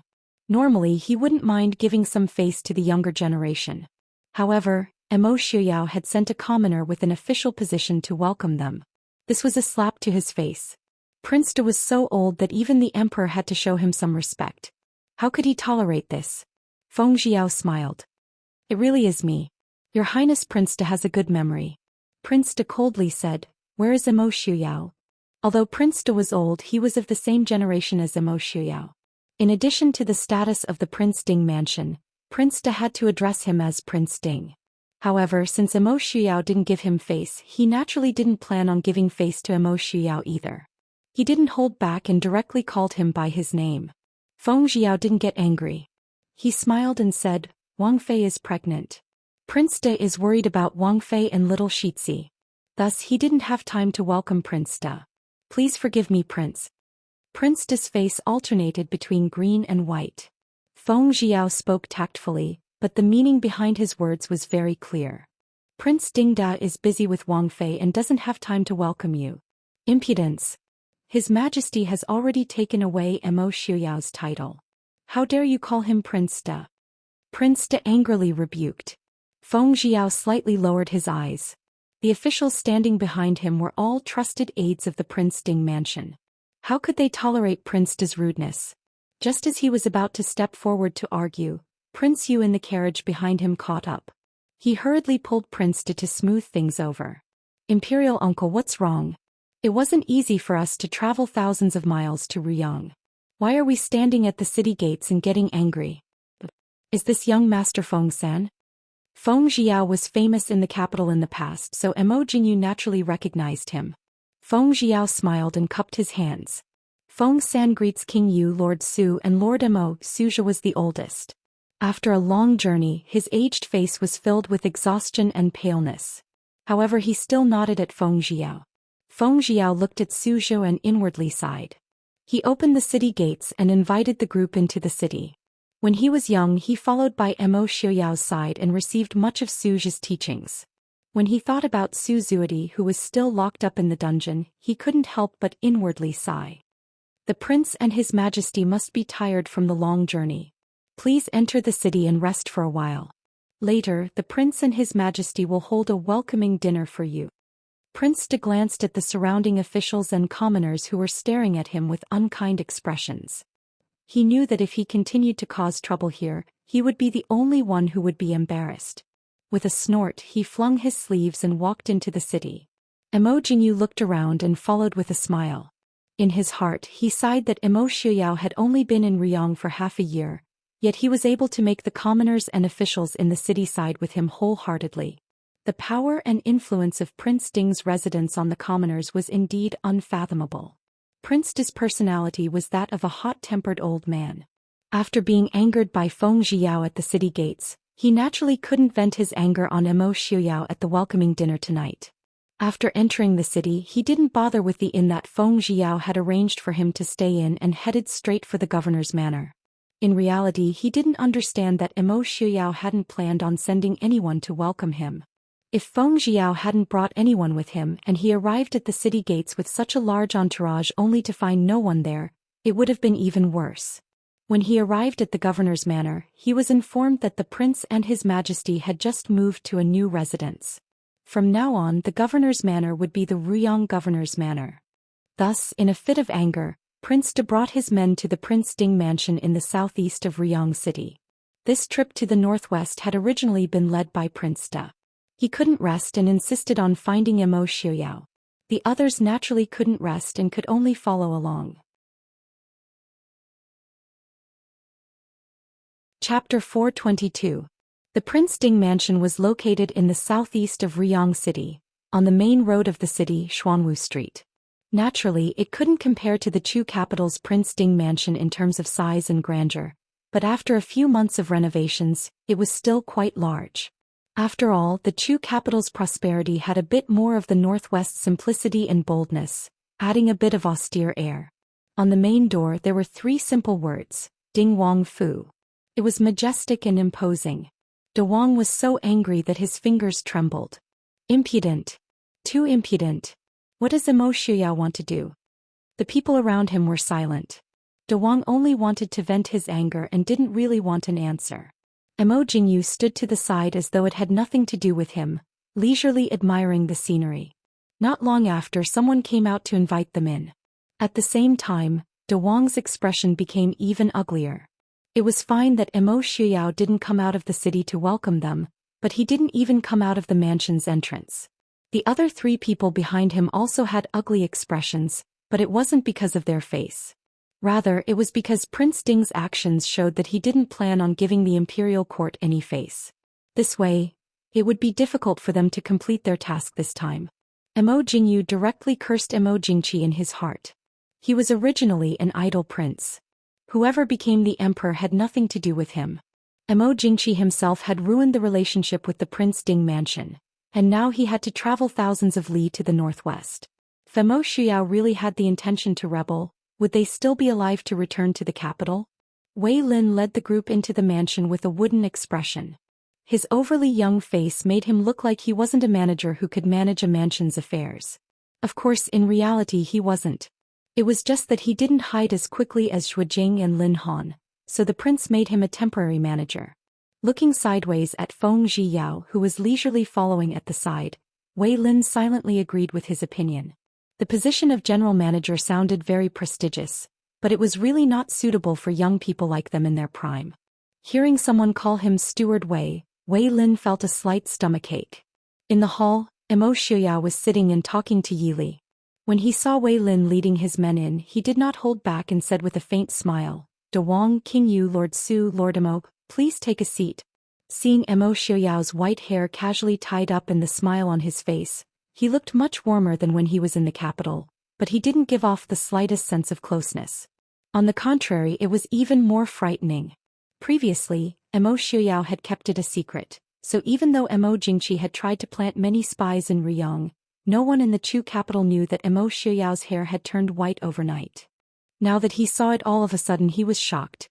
King De slanted his eyes and snorted coldly, "You've been away from the capital for a while. Have you forgotten your manners? It seems that the emperor was right when he said that you were arrogant." Imo Shuyao looked playfully at the furious King De in front of him. Manners? Did he want him to salute him? In King De's opinion, Imo Shuyao was just a commoner whose title had been taken away by the emperor. Logically speaking, he should be saluting him. But unfortunately, from the moment King De entered Ryong City, he was destined to be stifled. Arrogant? Why does this prince remember that His Majesty was talking about treason and rebellion? Mfeng-san. Imo Xuyao's words carried a smile, but his eyes revealed traces of coldness. Feng Zhiyao waved his fan and smiled, replying to Prince, "His Majesty's imperial edict did say so. How dare you, Imo Shuyao?" King De flew into a rage after being reprimanded by the 2 of them. A crisp sound strangely drowned out King De's angry roar. Everyone looked towards the source of the sound. The white jade teacup in Imo Xuyao's hand instantly shattered. A few pieces of jade fell to the ground with a crisp sound. Imo Shuyao slowly opened his hand. The white powder fell from his palm and floated to the ground in front of him. King De's throat seemed to be blocked by something. He opened his mouth but couldn't say a single word. He only heard Imo Shuyao say with a smile, "King De, lower your voice. If you scare I's beloved concubine and heir, it will really make things difficult for I." King De's heart couldn't help but tremble when he met Imo Xuyao's cold eyes. He didn't know why, but he remembered the 7,000 soldiers that Imo Shuyao had killed. After staring blankly for a while, King De didn't dare to say anything. His face, which had been well maintained, kept changing between green and red. Imo Jingyu looked at everyone in the hall and said with a smile, "Imperial uncle has come a long way, so it's inevitable that he's a bit angry. I hope Prince Ding will forgive him." Imo Shuyao glanced at him and said with a faint smile, "So that's how it is. Then there's no need to worry. The weather is hot, so it's hard not to get angry. The Northwest isn't as prosperous as the capital. I will order people to prepare more food for King De to cool down his anger." Emo Jingyu's smile was a bit stiff, but he still had to say what he had to say. He could tell that if he let the bad-tempered imperial uncle say something, he might anger Emo Shuyao and the others. If that happened, none of them would be able to return alive. The northwest is bitterly cold. It's cold in the winter and hot in the summer. It's very remote. Prince Ding has been away for a long time. Now that the northwest has been pacified, why don't you return to the capital as soon as possible? That way the princess consort and heir won't have to suffer here. Return to the capital? Emo Shuyao seemed to have heard something interesting. He raised his brows and looked at Emo Jingyu. After not seeing him for a long time, the idle Prince Emo Jingyu's ability to lie through his teeth had improved quite a bit. Emo Jingchi had already issued an edict to strip him of his title and reduce his military power. Furthermore, he had announced that he was planning to commit treason. Now, Emo Jingyu was actually telling him that it was time to return to the capital? Was there something wrong with Emo Jingyu's brain, or did he think that there was something wrong with his brain? There was nothing wrong with Emo Jingyu's brain. It was the people above him who had problems with their brains. Trying his best to maintain the smile on his face, Emo Jingyu cursed Emo Jingchi countless times in his heart. Not to mention that Emo Shuyao finally couldn't tolerate him anymore. Not to mention that his own younger brother had rebelled against him. If this continued, he would also want to rebel. Glancing at Suja sitting across from him, Emo Jingyu hoped that Emo Shuyao would give this old man some face. After all, Suja could be considered Emo Shuyao's half-teacher. Furthermore, Emo Shuyao had always been respectful towards this old man. Suja looked at Emo Shuyao's head of white hair and sighed heavily in his heart. It could be said that these old men had seen with their own eyes how Emo Shuyao had gone from being a high-spirited and dazzling young man to where he was today. Emo Shuyao was once his proudest student, as well as his future grandson-in-law whom he had high hopes for. However, in these 10 years he had watched him struggle to move forward step by step. He had been powerless. Whether this matter was Emo Shuyao's fault, Suja didn't know. The core of the Su family was already too far away. However, there was one thing that Suja was well aware of. Emo Shuyao definitely couldn't return to the capital now. Thus, when he sensed Emo Jingyu's gaze on him, Suja only lowered his eyes and calmly drank his tea as though he didn't know anything. Suja refused to speak. Emo Jian's words carried little weight, so he naturally couldn't speak. Emo Jingyu was inwardly furious, but there was nothing he could do. The atmosphere in the hall was heavy. Yili's calm gaze swept over everyone. She softly said, "You've all come from afar, so you must be tired. Why don't you rest and freshen up first? If there's anything else, we can discuss it at night." Chapter 423. Emo Jingyu, who was caught between a rock and a hard place, naturally couldn't ask for anything better. He hurriedly smiled and said, "Princess Consort is right. It was this prince who was rude." Since Yili had spoken, Emo Shuyao naturally had nothing to say. He looked at Yili with concern and asked, "Are you tired? I'll send you back to rest." After speaking, he ignored the guests still sitting in the hall and supported Yili to stand up. He told Feng Jiao and Wei Lin to take care of the guests, then left with Yili. Seeing Emo Shuyao and Yili disappear at the door, Prince De finally calmed down. He pointed at the door and gasped for breath. What kind of attitude is that?" Emo Jingyu smiled bitterly. He pressed down on Prince De and advised, "This is the first time Princess Ding is pregnant, and she just returned from a calamity. It's inevitable that Prince Ding is nervous. Imperial uncle, why get angry?" Prince De humphed. He picked up the teacup beside him and took a big gulp to suppress his anger. At the side, Feng Jiao raised his brows and smiled. "Princes, our prince originally lived in the governor's manor, so we arranged for him to stay in an inn. Now that the prince and princess consort have moved to a new manor, I ask the prince and the two sirs to rest in the manor." Prince De rolled his eyes at him. Of course he couldn't stay in an inn.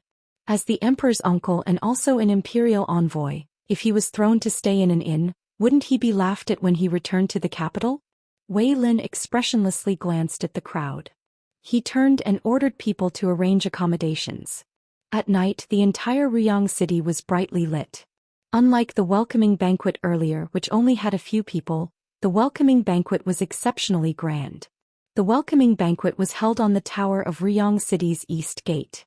Looking down from the top, Xuanwu Street was filled with people. Both sides of the street were decorated with lanterns and colored banners. It was extraordinarily lively. The tower was also filled with toasts, singing and dancing. All the civil officials and military officers in or near Ryong City, as well as the local famous people of Ryong City, were present at tonight's banquet. Although Prince Ding had already been in Ryong City for half a year, only a very small number of people in the city had actually seen Prince Ding.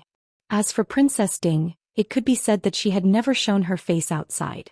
Therefore, when they saw Prince Ding, who was dressed in a white robe with silver dragons embroidered on the edges, and whose hair was as white as snow, holding the hand of a woman in green who was pregnant and had a graceful bearing and elegant appearance, everyone could not help but be stunned. The two figures, one white and one green, stood side by side. They looked extremely harmonious and natural, as if they were born to be like this.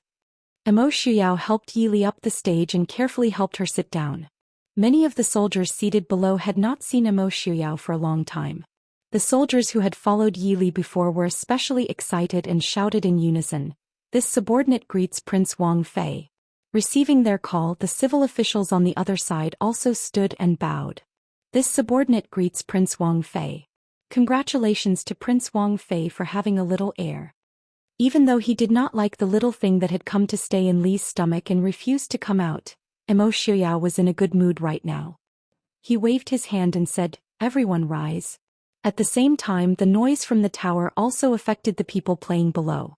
The people who had been playing below the tower turned and knelt in the direction of the tower. Someone took the lead and shouted, "Congratulations to Prince Wang Fei for 1,000 years of good health. Congratulations to Wang Fei for a safe return." With someone taking the lead, the people behind them naturally shouted as well. For a moment, their voices seemed to penetrate the entire Ryong City. Emo Shuyao picked up a cup of wine and stood up. He looked at the people below the city and raised his voice, "No need for formalities. Tonight, the officials and the people will enjoy together. Here's a toast to all of you."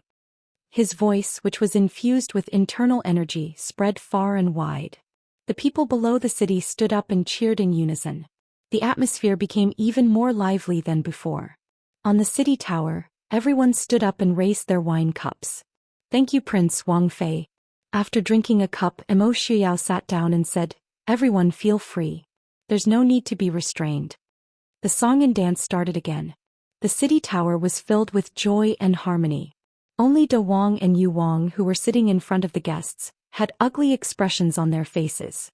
The two of them had never thought that Emo Shuyao would be able to make all of the officials and people in Ryong City love and submit to him so much in just half a year, when the imperial court was doing its best to destroy Prince Ding's reputation.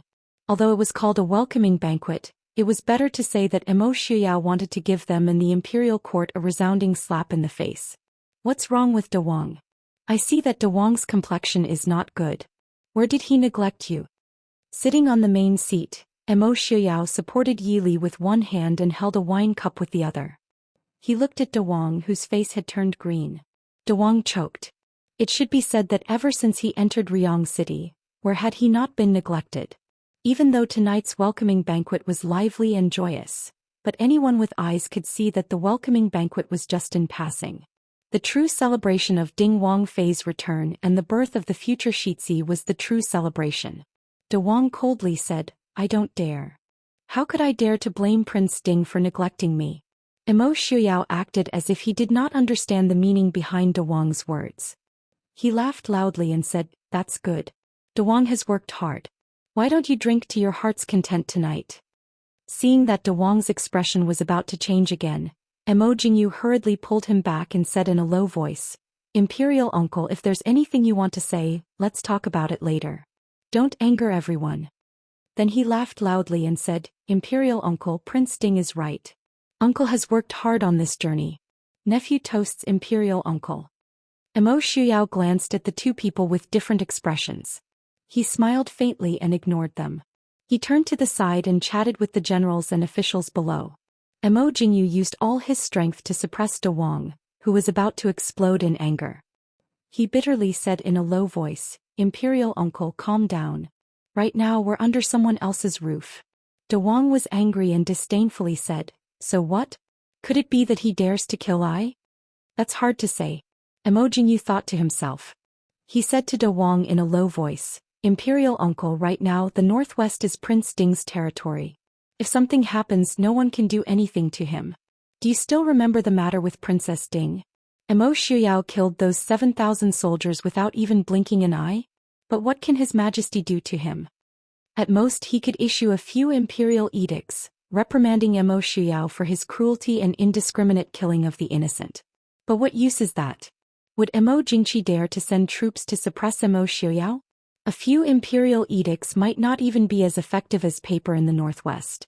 De Wang was under Emo Jingqi's paranoid emperor for so many years. He was also highly regarded by the emperor. He definitely wasn't stupid. However, he was the oldest prince of the previous emperor's generation. Even the emperor had to call him imperial uncle. In all these years he really hadn't met Emo Shuyao face to face. Subconsciously he always felt that Emo Shuyao should respect him a little. Moreover, he was a person who was proud of his status and wanted to keep up appearances, so he was especially agitated when Emo Shuyao gave him the cold shoulder. Now that he heard Emo Jingyu's advice, he looked at the harmonious scene on the city gate tower. The civil and military officials of Ruyang City clearly obeyed Emo Shuyao's words. How could they, the emperor's imperial envoys, be in their eyes? A cool breeze blew from the city gate. De Wang's body trembled. His mind instantly cleared up and he broke out in a cold sweat. Chapter 424. He had lived a peaceful life for more than 10 years. He had long forgotten about the tragic struggle for the throne when the previous emperor had yet to ascend to the throne. It was inevitable that he would become arrogant.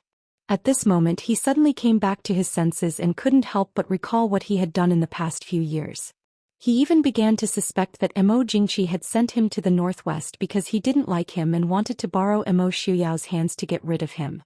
Emo Jingyu didn't know what he was thinking.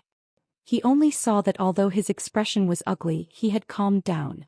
Only then did he heave a sigh of relief and raise his wine cup to enjoy the song and dance. Yi Li, who was sitting above, naturally saw the interaction between the De King and King Yu. She watched as the De King drank his wine with a gloomy face. Although she didn't know what King Yu said, she could tell that he was trying to persuade the De King. In his heart he labeled King Yu as a scheming person. What is Li looking at? Emo Shuyao lowered his head and looked at Yi Li with a smile. Yi Li shook her head and said with a smile, "It's nothing. You did it on purpose today, didn't you?" If it wasn't for King Yu stopping him, the De King would have already gotten angry. Emo Shuyao snorted and brought a cup of fresh fruit juice to her lips. He said indifferently, "The older the De King gets, the less he knows how to be a person. If you don't dry him out first, he can raise his nose to the sky. I have never liked being looked down upon by others." Yi Li took a sip of the fruit juice in her wine cup. The slightly cold watermelon juice had a faint sweetness to it, which suited her appetite. Emo Shuyao said softly, "It's a little cold from the ice, but Mr. Shin said that it won't be a problem if you use it a little. Are you tired? If you're tired, let's go back first." Yi Li shook her head and said, "I'll go back by myself later." "Can you leave first?" Emo Shuyao lowered his head and laughed. "Why would we need to stay here for this kind of banquet? I'm afraid they can't wait for us to leave so that they can enjoy themselves." When Yi Li heard this, she glanced at the people below. It was fine if it was just the civil officials, but even the military generals were sitting obediently, drinking wine and enjoying the entertainment. Yi Li had seen these military generals before, and they were never polite when drinking. Sure enough, it was because they were here that they were restrained. She helped Yi Li up. Everyone below the stage also stopped when they saw the prince and princess consort stand up. They all looked up respectfully. Emo Shuyao smiled and said, "If I and Wang Fei stay here, you won't be at ease. I will propose another toast to everyone and then everyone can do as they please." Finishing, he raised the wine cup and proposed a toast to the people below, tilting his head back and draining the contents. Yi Li stood beside Emo Shuyao and similarly raised her wine cup. She smiled faintly and said, "This consort would also like to propose a toast to everyone. Please feel free to drink." Everyone gave their thanks in unison, especially the generals who had fought with Yi Li before. They were very excited. From far away, Yi Li could see Yun Ting's young and handsome face turn red as he loudly gave his thanks. Waving his hand for everyone to do as they please, Emo Shuyao supported Yi Li as they left the banquet. Leaving behind the people to continue drinking, It sounded even more lively. Coming down from the city gate tower, Emo Xiuyao waved away the guards and servant girls. He supported Yi Li as they strolled down the street. The lights on both sides of the street were bright. The common people had all come out of their homes to play in groups. Zhang Yu, the newly appointed prefect, was very thorough in his work. Not only were there lanterns on the street for people to enjoy, there were also performances to attract people's gazes. If it wasn't for Emo Xiuyao's head of white hair being too conspicuous, no one would have noticed the two of them walking amidst the happy crowd. Seeing the two of them, the common people were first shocked and then came forward to bow. Emo Xiuyao hurriedly indicated for everyone not to make a fuss. He held Yi Li's hand and retreated to a place with fewer people. He helplessly lowered his head to look at the white hair in front of his chest and said, as expected, "It's too eye-catching. I can't even accompany you on the street." Yi Li smiled and said, "This also means that you are loved by the common people. The common people rarely see you, so they are naturally very curious. As time passes, they will naturally get used to it. If there were people bowing to them the moment they went out, then they wouldn't need to go out. When they were in the capital, there were high officials and nobles everywhere. If the common people bowed to them as soon as they saw them, there probably wouldn't be enough of them." Emo Xiuyao looked at Yi Li and said with a smile, "Since we can't enjoy the Lantern Festival, let's slowly walk back." The Prince Ding mansion wasn't too far from here. The two of them held hands and walked slowly along the empty street. Tonight, most of the people in the city had gathered at the Lantern Festival, making the other streets seem especially deserted and quiet. Under the moonlight, the two of them walked side by side. Yi Li asked softly, "King Da and King Yu, what are your plans?" Emo Xiuyao smiled casually and said, "These two people won't be able to cause any waves. Let's see what they have to say tomorrow." Does Emo Jingqi think that everyone in the world is a fool? Now he has sent someone to persuade I to return to the capital. Hehe. Could it be that Emo Jingqi didn't know that ever since he killed the 7,000 soldiers and occupied Ryong, he would never be able to return? Right now he was still able to maintain a delicate balance in the Northwest Imperial Court. Once he really returned, what awaited him and the Mahist army was countless impeachment reports and a dead end. Unfortunately, he didn't want to die at all right now. If Emo Jingqi was smart, he shouldn't have provoked him. Emo Jingqi's scheming was nothing in Emo Xiuyao's eyes. If he thought that the Prince Ding mansion had protected the Dechu state for generations because of the reputation of being a martyr, then he was gravely mistaken. Then, what about Lord Su? Yi Li asked in a low voice. Emo Xiuyao's respect for Suja was definitely real. Heaven, earth, king, family, and master, the relationship between a teacher and a student was nothing else. Even when Emo Xiuyao was betrayed by Su Zuodi under such circumstances, Yi Li wouldn't believe that it wasn't for Suja's sake. Moreover, Suja's only son and grandson had both died for the sake of the Prince Ding mansion. In Emo Xiuyao's heart, Suja was no less important than family. Emo Xiuyao muttered to himself for a moment and then said in a low voice, "Elder Su no longer has anything to worry about in the capital. If he's willing to stay in the Northwest, I will naturally take care of him until he grows old. If he still can't let go of the imperial court, then I'll send someone to secretly take care of him." Yi Li frowned and sighed softly, "You know that I'm not talking about this. Su Zuodi is Elder Su's only family.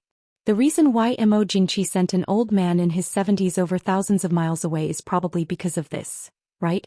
In the past few days, half of the assassins who broke into the mansion were Emo Jingqi's people. It seems that Emo Jingqi is different from Tan Jiji. He doesn't seem to want Su Zuodi to die." Emo Xiuyao's eyes flashed with a trace of scarlet. He said lightly, "Su Zuodi must die. Elder Su won't plead for her." Suja was an upright person and hated people who betrayed him the most. When Su Zuodi fled the capital, it was behind Suja's back.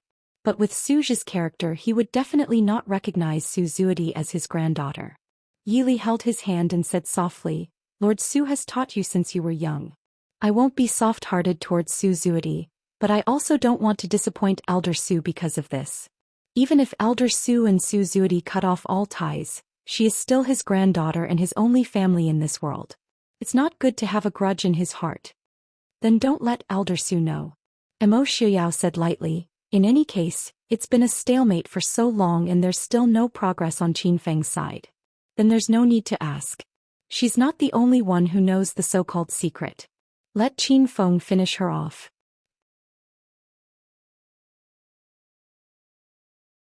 Chapter 425. Nonsense. Yili softly said, if Lord Su just came and she died, what do you want the old man to think? All right.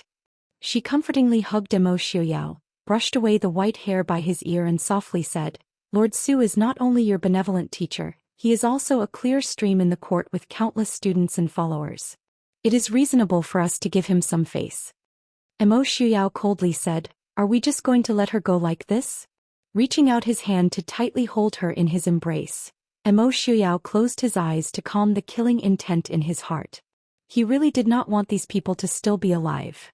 Su Zuidi, Lei Jinting, Marquis Muyang and Emo Jingqi, as long as he saw them or even thought of them, the scene of Lili falling off the cliff would appear in his mind. He even felt that everything was like a dream, and when he woke up from this dream, it would still be the time when he lost Lili. Sensing the cold and lonely aura coming from Emo Xiuyao's body, Yili raised her head and saw his blank expression with a trace of despair. Yili's heart ached and she hurriedly held his hand in front of her heart and softly said, all right, it's my fault. I thought too much. If you don't like it, I will let Qin Feng kill Su Zuidi. Emo Xiuyao held the girl in front of him in his embrace and took a deep breath. Smelling the familiar and quiet fragrance, his originally gloomy mood suddenly became much better. He liked how Lili complied with him. Gently rubbing Yili's hair, Emo Xiuyao softly laughed and said, I know that Li is doing this for my own good. Su Zuidi's matter is not urgent. Of course he knew that Lili said this for him. The Ding imperial household had originally made enemies everywhere, and now that they had fallen out with the court, it could be said that as long as one held power in this world, they would be their enemy. Under such circumstances, the more people who supported him, the easier it would be for the Mahist army. Ever since Mr. Qingyun left the court, it could be said that Suzhi was the leader of the Qin faction in the court. Although he did not have much real power, these people controlled the way of speech and public opinion. Once he and Suzhi became enemies, he was afraid that most of the scholars in the world would not have a good impression of him. Yili's eyes flashed with a trace of sharpness and she said softly, leave Su Zuidi and Elder Su to me. I won't let you see her again in the future. Yili discovered that she had misjudged Su Zuidi's influence on Emo Xiuyao. It wasn't that she suspected that Emo Xiuyao still had feelings for Su Zuidi, but Su Zuidi would obviously make Emo Xiuyao think of some bad things, which would seriously affect his mood. Since that was the case, she could not allow Su Zuidi to continue living, no matter what the reason was. As for Suzhi, if Elder Su was really like Emo Xiuyao said, then perhaps there was a way to solve it. Princess. The two returned to the Prince Ding mansion and sat down. Zhuojing and Lin Han had obviously been waiting for a long time. Emo Xiuyao turned to the two, still holding Yili's waist with one hand, and asked, how is the mansion? Zhuojing reported, Prince's prediction is like a god. The guards that Prince De brought, as well as the people that arrived in Riyang in the past 2 days, have already besieged the governor's mansion. The other side had clearly chosen a good time.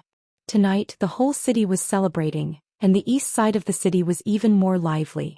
Even though the governor's mansion had caused such a big commotion, no one had noticed. Emo Xiuyao raised his eyebrows and laughed. Oh?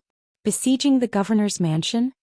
Lin Han said, because Prince and Princess suddenly moved to a new mansion, the other side obviously did not notice. That's why they forced their way into the governor's mansion to rescue Su Zuidi. Because they did not make a big fuss when they moved, it was basically just the prince and princess moving in with their own belongings. Therefore, whether it was the guards who came with Prince De but were stopped outside the city, or the people who had been hiding in the city for a long time, none of them noticed, not to mention that Su Zuidi had been secretly moved to another place a day ago. Rescue? Not to silence her? Yili raised her eyebrows and asked. Zhuojing said, this subordinate is certain that the other side did not intend to silence Su Zuidi. This time the other side sent out extremely skilled martial artists. After breaking into the dungeon, they had at least 3 chances to kill the substitute in the dungeon. But the other side only wanted to bring her out and did not make a move. Interesting. Yili lowered her eyebrows and muttered to herself. Emo Jingqi's people wanted to save Su Zuidi. This did not make sense in any way. If Su Zuidi knew some secret that she should not know, Emo Jingqi should only want to silence her. The price of saving someone like this was a bit too high. Emo Xiuyao held her hand and smiled. Li does not need to be so worried. The more he does, the more mistakes he makes. Sooner or later we will know why. Did they leave anyone alive? Zhuojing nodded and smiled, reporting to the prince the harvest this time was quite big. The leader was actually the deputy commander of the Chu capital's imperial guards. There were also a few famous Jianghu experts who were all detained. Mo Shuyao nodded with satisfaction. After all these days of enduring those good-for-nothings causing trouble, he finally caught a few big fish. He ordered in a low voice, "There is no need to interrogate them. Mo Jingqi will not tell them anything. Send the deputy commanders head back to the capital to Mo Jingqi. As for those Jianghu experts, you can ask them properly." The Jianghu people did not like to be restrained by the court. Even assassins were paid to kill and rarely listened to the court's orders. There must be a reason why Mo Jingqi could mobilize so many Jianghu experts at once. Yes. Speaking of the commander of the imperial guards and experts, where are Ling Qingyu and Mu Qingsong now? Yili asked. Mo Shuyao smiled. Ling Qingyu returned to the capital. Although this person is arrogant and not flexible, he is still human compared to those sly old foxes. For Leng Er's sake, I have to let him live. As for Mu Qingsong, he is in Riyang. Does Lili want to see him? Mu Qingsong was not just anyone. Not only was he Marquis Muyang's illegitimate son, but he was also one of the top 5 experts in the world. Mo Shuyao naturally would not put him in a place that he could not see. If someone took advantage of this loophole, it would be very troublesome. Yili thought for a moment and said, "I do have something I want him to do, but Mu Qingsong is not easy to control. Let's wait a little longer." Mo Shuyao did not mind and nodded. Just as he was about to say something, the guard outside the door reported, "Prince, Lord Suja requests an audience." Mo Shuyao was startled. Only then did he remember that Suja was old and could not bear the long journey. He was already exhausted, so he did not attend tonight's welcome banquet and was resting in the residence. He sat up and glanced at Yili before saying in a deep voice, "Quickly invite Elder Su in." Suja stepped into the study, and Mo Shuyao stood up to greet him to show his respect. Suja waved his hand and said, "Prince, Princess Consort, this old man has disturbed you." After inviting Suja to sit down, Mo Shuyao sat down and said with a smile, "Elder Su is so polite, but you are estranged from Shuyao." Suja looked at the young man and woman sitting side by side in front of him. His gaze lingered on Mo Shuyao's snow-like white hair for a while before he sighed and said, "Prince does not cherish his body like this. How can the regent princess consort and your brother rest in peace?" Mo Shuyao smiled faintly and looked down at the white hair hanging in front of his chest. He said with a smile, "Shuyao knows he is wrong. Thank you for your concern, Elder Su." Suja shook his head and looked at Yili sitting to the side. He nodded and said with a smile, "Princess Consort's safe return is due to the blessings of the ancestors of the Prince Ding mansion." Yili smiled faintly and said softly, "Elder Su is right. Yili's safe return this time is due to the blessings of the ancestors." Yili understood that Suja was dissatisfied with her, but she did not feel angry. She could feel that Suja's dissatisfaction with her was not because of himself, but because of Mo Shuyao. He was blaming Mo Shuyao for having white hair overnight because of her. In the end, he was concerned about his student Mo Shuyao and did not have any selfish motives. Chapter 426. Mo Shuyao reached out to hold Yili's hand and smiled at Suja. "Elder Su is right. In 2 months Miss Li will give birth. At that time the Prince Ding mansion will have a successor. Shuyao still hopes that Elder Su will dote on the child." Hearing Mo Shuyao's words, Suja's expression became even softer. He had lost his children and grandchildren in his old age. Even his only granddaughter was gone. In this life he was destined to be alone. Hearing Mo Shuyao mention children, the love in his heart was uncontrollable. It was as if she could see a handsome and intelligent child like Mo Shuyao when he was young surrounding her and enjoying the beautiful scenery. How could she still care about Yili's expression? Suja sighed softly and asked, "Your Highness has suffered a lot over the years. Us old men can't do much to help. These 2 years it's all thanks to Wang Fei's care." The emperor was very wary of these old officials who had a relationship with Mo Lufang and the Prince Ding mansion. In these years they could only watch in secret and couldn't do much. Looking at the white-haired man who had a thin figure but a sharp presence, Suja's heart also dimmed. After so many years, Suja could still clearly remember Emo Xiuyao's appearance when he was young.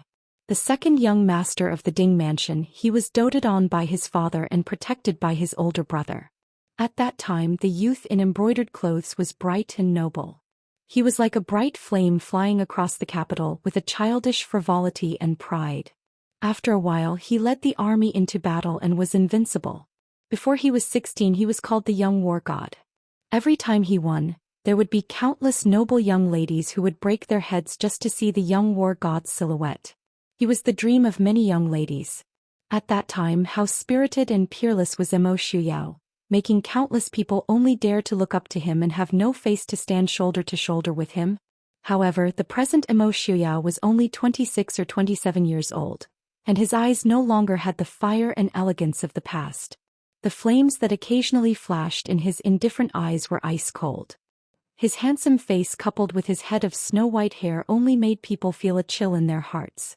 If the young Emo Xiuyao was a peerless beauty that made people look up to him, then the current Emo Xiuyao was more like the cold snow at the peak of a mountain that made people have no choice but to stop. That peerless youth, Dechu State's future god of war, had been destroyed in the end. Xiuyao will never forget Elder Su's kindness in teaching me. Emo Xiuyao smiled indifferently. Suja shook his head, no longer thinking about the past, and said seriously, "Prince, do you know why the Emperor sent Prince Yu and Prince De here?"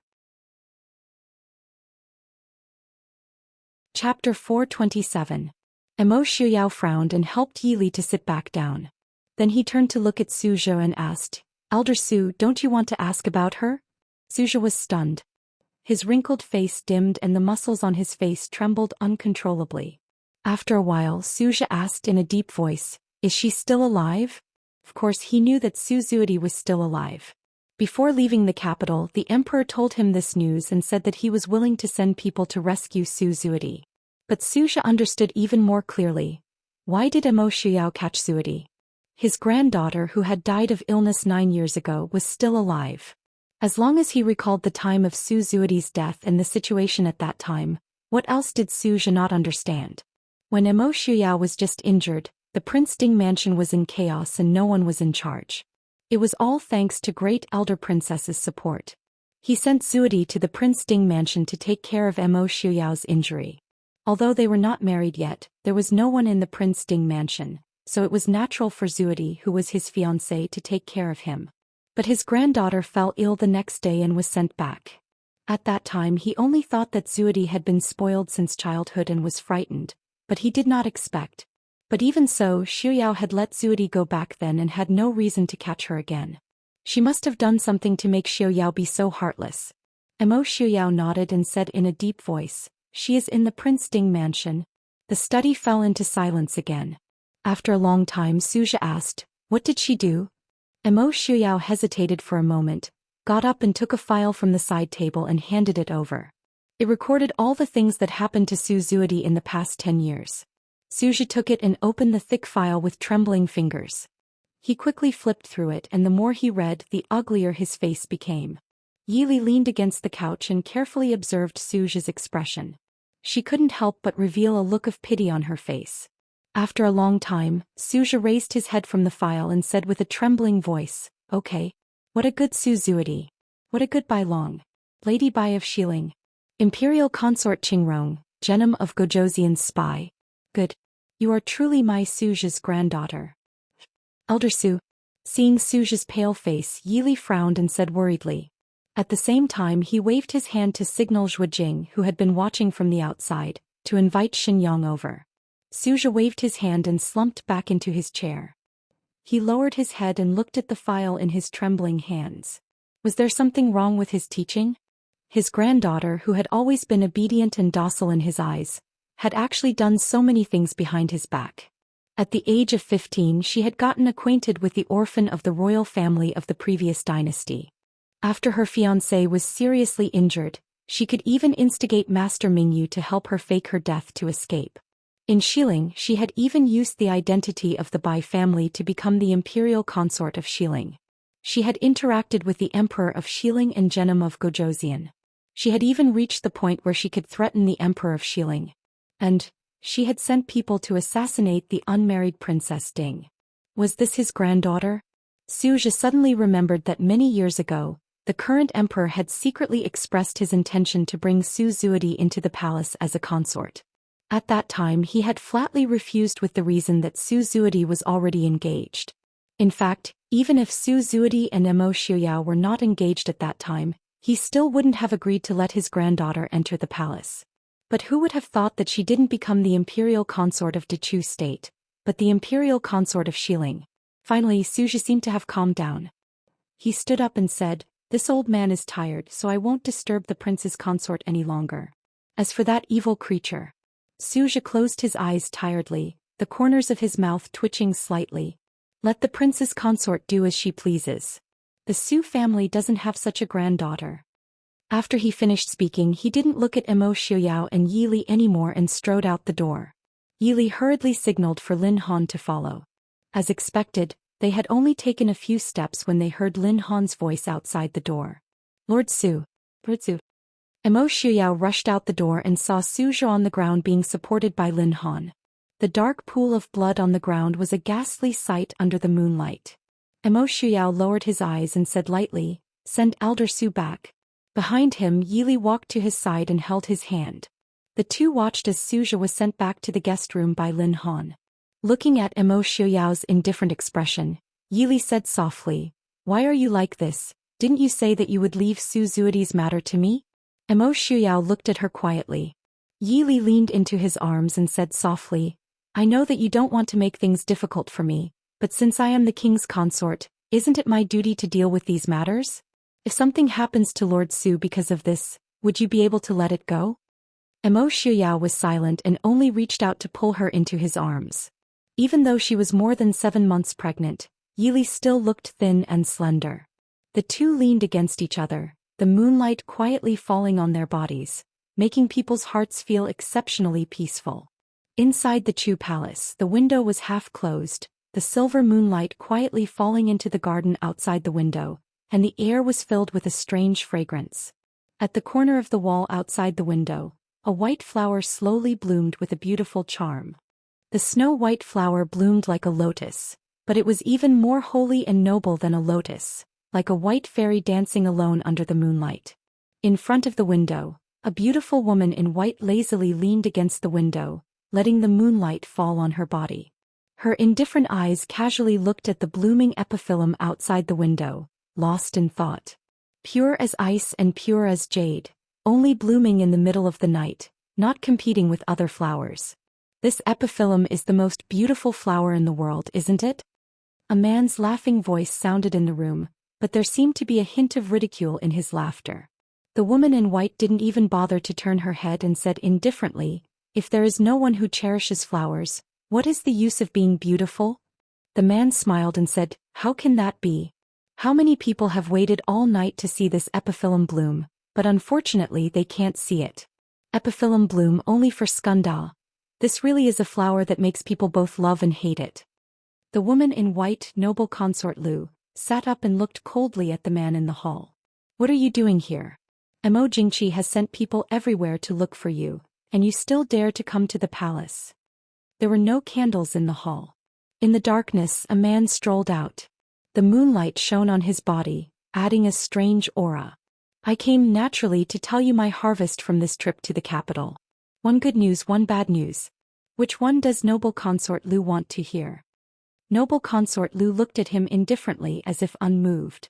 The man smiled helplessly and said, "News about Emo Xiuyao, are you also not interested?" Noble consort Lu's cold eyes moved slightly, and she stared at the man who was deliberately mystifying her. The man said with some frustration, "Fine, the good news is that your enemy, Su Zuidi, is now in Prince Ding's hands. And she has been tortured until she is half dead.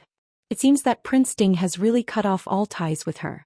The bad news is, Princess Ding returned to Ryong City alive, and she is 7 months pregnant. In 2 months, the heir of the Prince Ding mansion will be born." "Yi Li is still alive?" Noble consort Lu said coldly, "You have seen Yi Li?" The man nodded and said, "She fell into my hands. Originally I wanted to use her to threaten Emo Xiuyao, but..."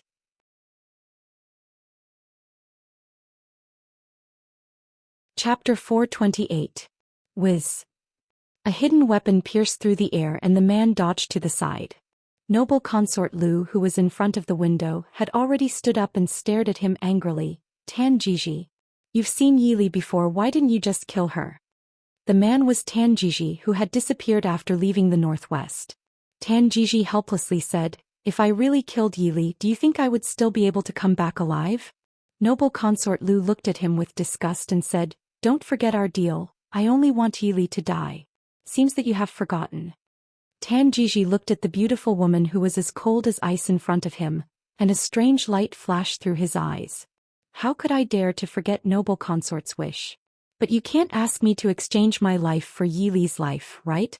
Don't worry, as long as our matter is done, not to mention Yili, Emo Shuyao can also be handed over to you to deal with.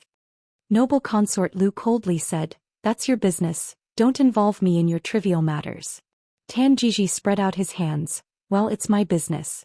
What did His Majesty do after I left the capital? Noble consort Lu coldly said, he was already stupid, but now he's even more stupid. Tan Jiji smiled gloomily, he's stupid. I heard that he sent De Wong and Yu Wang to the northwest to let Emo Shuyao return to the capital? Which idiot came up with this idea? Does he think that Emo Shuyao is as brainless as him? Noble consort Lu indifferently said, so what if Emo Shuyao doesn't come back? I'm afraid that De Wong and Yu Wang won't be able to come back. Tan Jiji lowered his head and thought for a moment, then smiled and said, so it was noble consort's idea. Announcing Emo Shuyao's return to the capital was a lie, and using this to get rid of De Wong and Yu Wang was the real deal? However, I'm afraid that noble consort will be disappointed. Emo Shuyao may not kill those two princes. Noble consort Lu looked at Tan Jiji coldly. Tan Jiji continued, however, since noble consort Lu doesn't like them, I will do everything for you.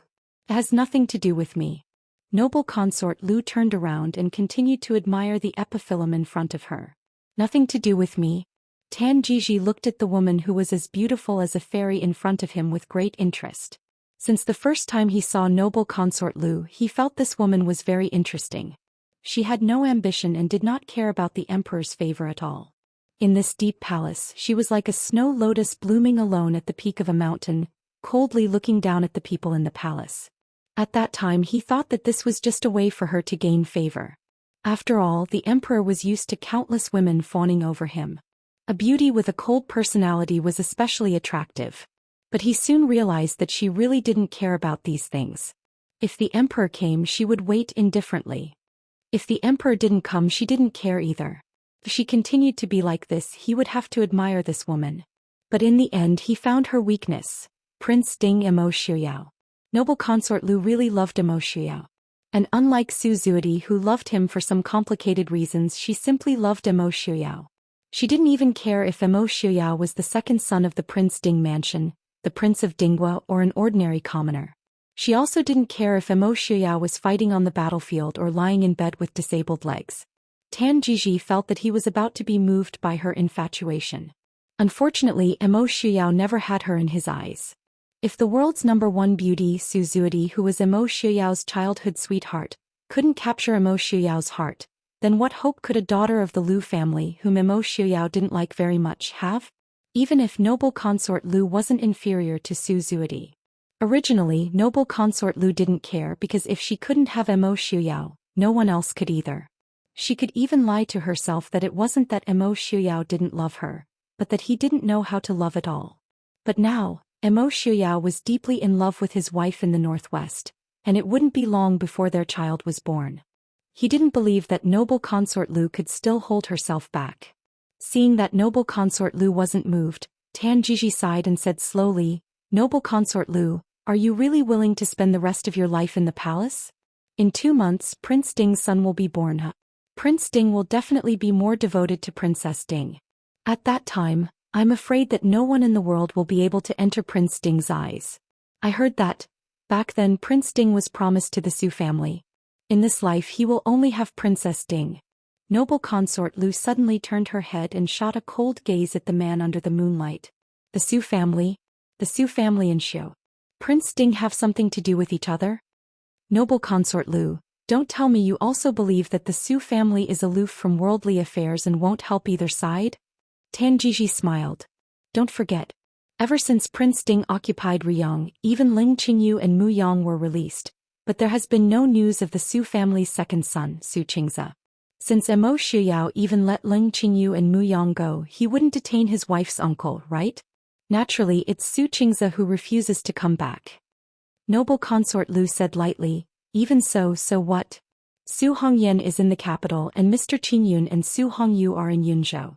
As long as these three don't make a move, what can the Su family do even if the 5 young masters come to Ruyang? His Majesty won't easily touch the Su family. Tan Jiji chuckled in a low voice.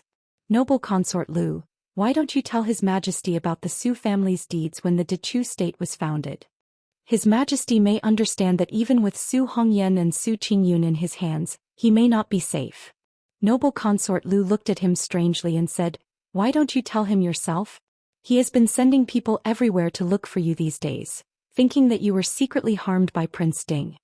Tan Jiji shrugged helplessly and gritted his teeth. That bitch Su Zuidi told Mo Shuyao my identity.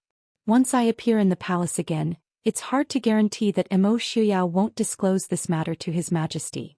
Noble consort Lu sneered. So young Master Tan still has dealings with Su Zuidi. Does the title of the world's most beautiful woman live up to its name? Tan Jiji said, of course not as beautiful as noble consort Lu.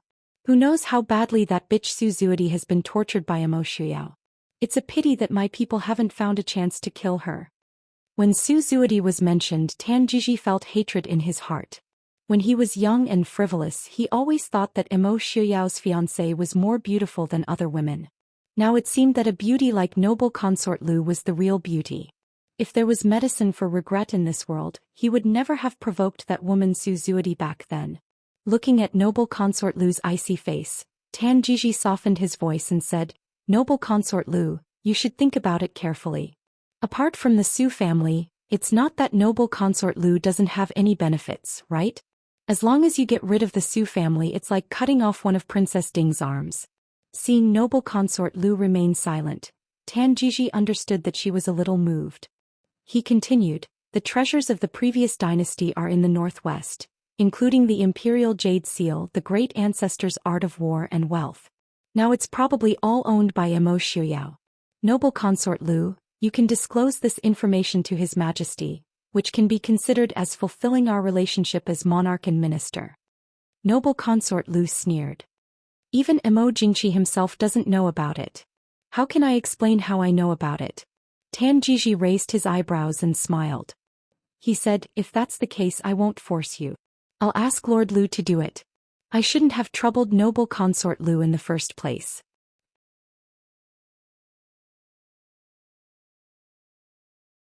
Chapter 429. You can go now. Noble consort Lu said. Tan Jiji sighed. Noble consort Lu, you are really heartless. You and I have known each other for many years. The emperor is here. The eunuch's sharp voice came from outside the palace gate. Tan Jiji's eyes flashed. It's so late, why is the emperor here? Noble consort Lu stood up and said lightly, he is the emperor, who can stop him when he wants to come? Tan Jiji sighed helplessly, that's why everyone in the world wants to be the emperor. Please take care of yourself, noble consort Lu, I'll leave first.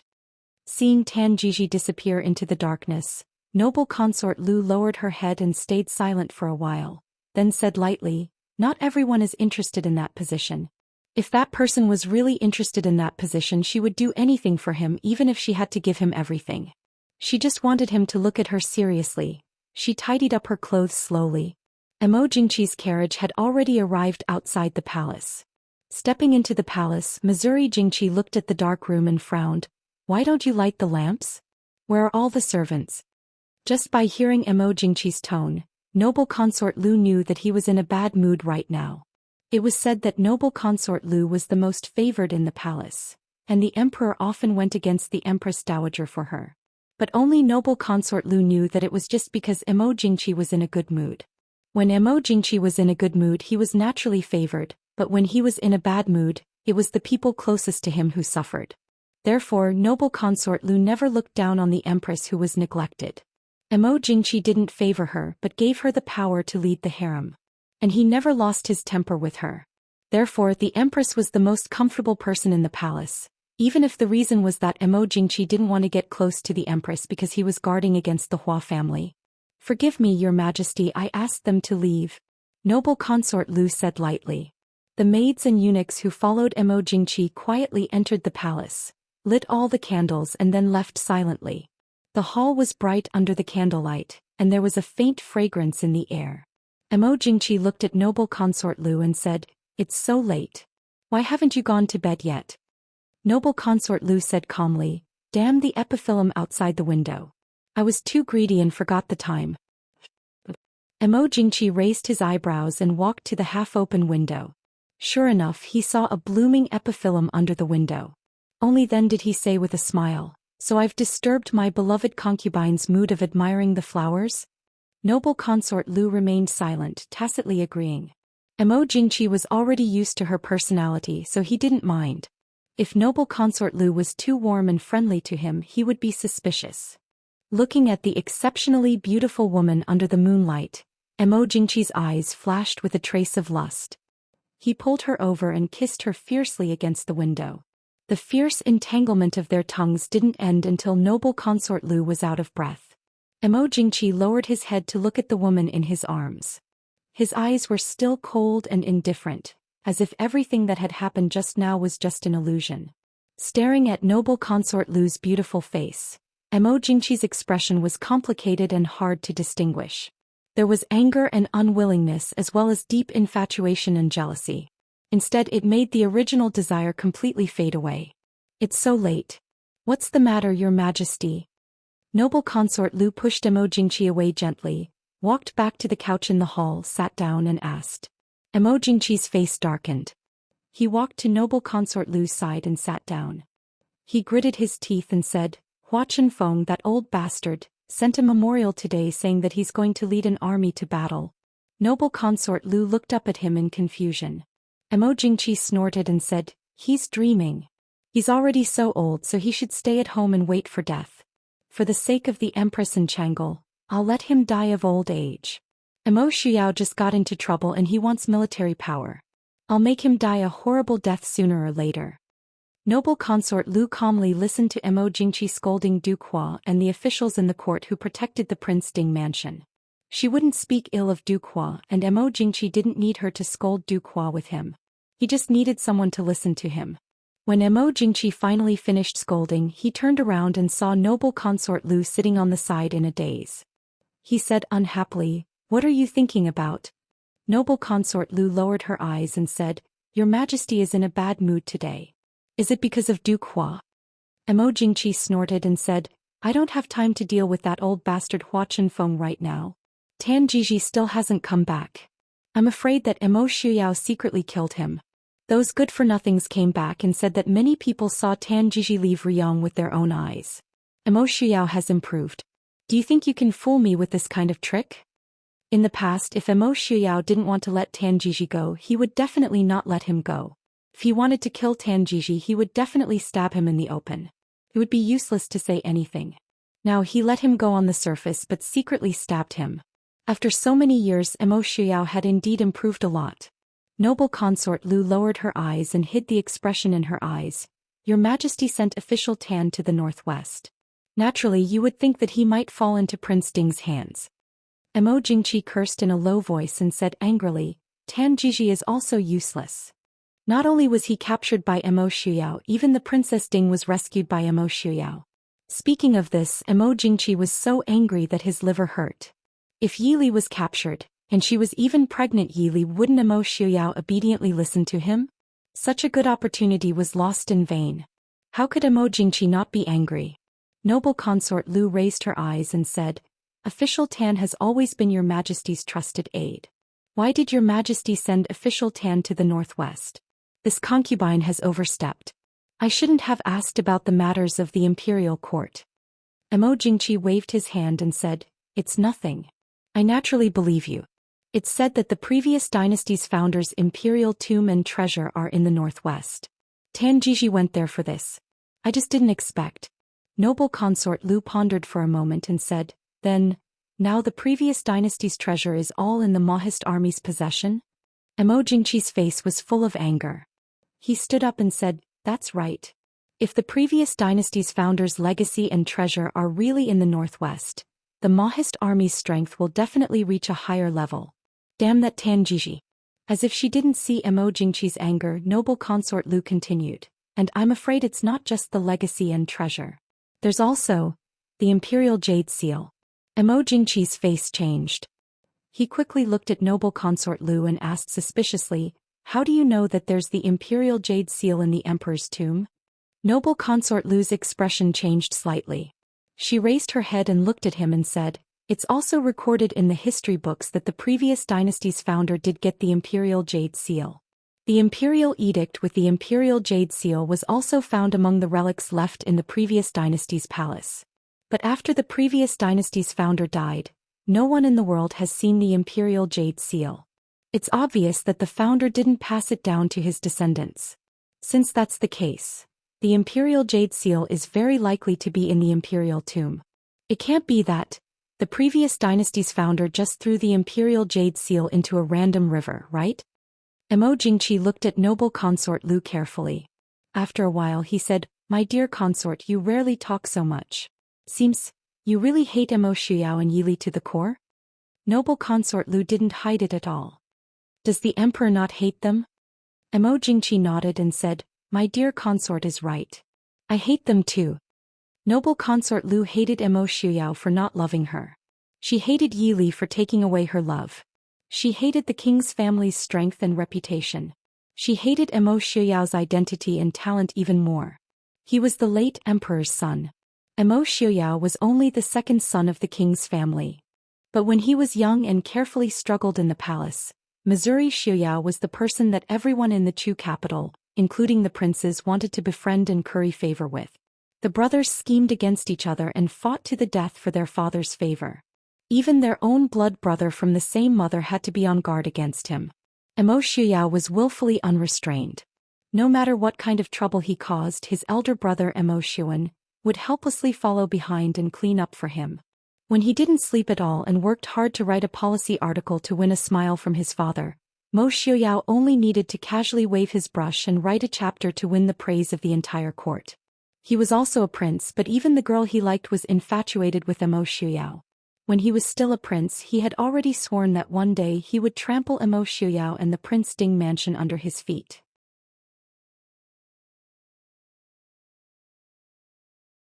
Chapter 430. Thinking about noble consort Lu's deduction, Emo Jingqi's face became more and more gloomy. If Emo Shuyao really got the Imperial Jade Seal, then would it really be the mandate of heaven? It seemed that Emo Shuyao really wanted to rule the world. Thinking of this, Emo Jingqi naturally couldn't sit still. He stood up and walked out. Noble consort Lu didn't stop him. She just watched him go out with an indifferent expression. Hearing the sound of the imperial carriage, the palace was silent again. You didn't mention the Su family. Tanjiji's voice sounded in the palace. You haven't left yet. Noble consort Lu's face darkened. She said unhappily. Knowing that he wasn't welcome, Tanjiji didn't force her. He said, I'm leaving right away. It seems that His Majesty is also interested in the Imperial Jade Seal? Noble consort Lu snorted. You didn't tell him about the Imperial Jade Seal. Do you think he won't suspect you when he comes back to his senses? Emo Jingqi didn't know anything else, but he was good at suspecting people. As long as there was a trace, no matter whether it was true or not, he would suspect him first. Tanjiji said carelessly, I've been at his beck and call for 10 years. I'm tired. I'm preparing to change my identity. I'm afraid I won't have so much time to see noble consort Lu in the future. I really don't want to leave. Get out. Noble consort Lu said coldly. Tanjiji sighed. He walked to noble consort Lu's side and lifted a strand of her hair. He said softly, Royo, when we get the world in the future, I'll let you deal with Emo Shuyao and Yili personally. Get out. In Ruyang City. Emo Shuyao leaned against the couch and looked at Prince Da and Emo Jingyu in front of him. Last night, Suja suddenly fell seriously ill and couldn't even get out of bed this morning. Naturally, he couldn't attend this meeting. As for Emo Jian, he seemed to have been forgotten and only sat on the side to accompany the guests. After a night, Prince Da's expression became much more restrained. Emo Shuyao nodded secretly. This was the Prince Da who had escaped unscathed from the fight for the throne. After all these years of living like a prince, she was afraid that he had forgotten the prudence of the royal family. Lowering his head to take a sip of tea, Emo Shuyao asked, King Da and King Yu, what decree does the emperor have for I? King Da and King Yu looked at each other. They could hear the ridicule in Emo Shuyao's words. King Yu cupped his hands and said, Prince Ding, please forgive me. Uncle and I are only here on orders to convey the emperor's intentions. Presumably, Prince already understood yesterday that His Majesty's intention is for His Majesty to immediately return to the capital. Of course, although His Majesty's order in his rage cannot be withdrawn, His Majesty will naturally return everything that belongs to Prince. King Yu didn't dare to say anything more. He only explained Emo Jingqi's intentions in full detail. He wasn't willing to say anything else. Emo Shuyao laughed loudly and said, I understand your Majesty's meaning. But I'm afraid it won't be as the Emperor wishes. King Yu's heart sank. Was Prince Ding determined to fall out with the Dechu state? Emo Shuyao raised his hand to stop him from speaking and said, King Yu, please go back and inform the Emperor that the Mahist army will remember the Emperor's previous actions. Even if I am willing to take the risk to trust the Emperor, I'm afraid the Mahist army will not agree. King Yu swallowed his saliva with difficulty and said with difficulty, The Prince Ding mansion has been loyal to the country for generations. Why is the prince so decisive? Even if there is anything you are dissatisfied with, as long as the prince says it out loud, I will definitely report it to the Emperor and discuss it again. Emo Shuyao raised his eyebrows and said, Discuss again? I appreciate King Yu's good intentions. At the same time, King Yu can also tell the Emperor and the ministers that as long as I am here, the Western Tomb will not invade the Dechu state from the northwest. King Yu felt bitter in his heart. As long as the Mahist army was in the northwest, the Western Tomb would naturally not have the chance to invade from the northwest. However, the Western Tomb and the Dechu state shared a border in the southwest. Although the journey was several times more dangerous than the one in the northwest, as long as one had the will, the Dechu state was still weak in the southwest border. It was not impossible for the Western Tomb to invade the Dechu state from the southwest. King Da looked at Emo Shuyao and asked, Prince Ding, have you made up your mind? Emo Shuyao lowered his eyes and smiled indifferently. I just want to give the Mahist army and their wives and children a way out. The Prince Ding mansion has defended the Dechu state for generations. Even if there is no merit, there is still hard work. I can't let the Prince Ding mansion end here for my, right? If that's the case, how can I face my royal father, elder brother, and the ancestors of the Prince Ding mansion in the future? King Da was silent for a long time, then nodded and said, All right, I and King Yu can't persuade you. We have already passed on the Emperor's decree, so we won't say anything else. I only hope that Prince Ding will not forget that the men of the Ding mansion and the Mahist army are still citizens of the Dechu state. Emo Shuyao smiled without saying a word.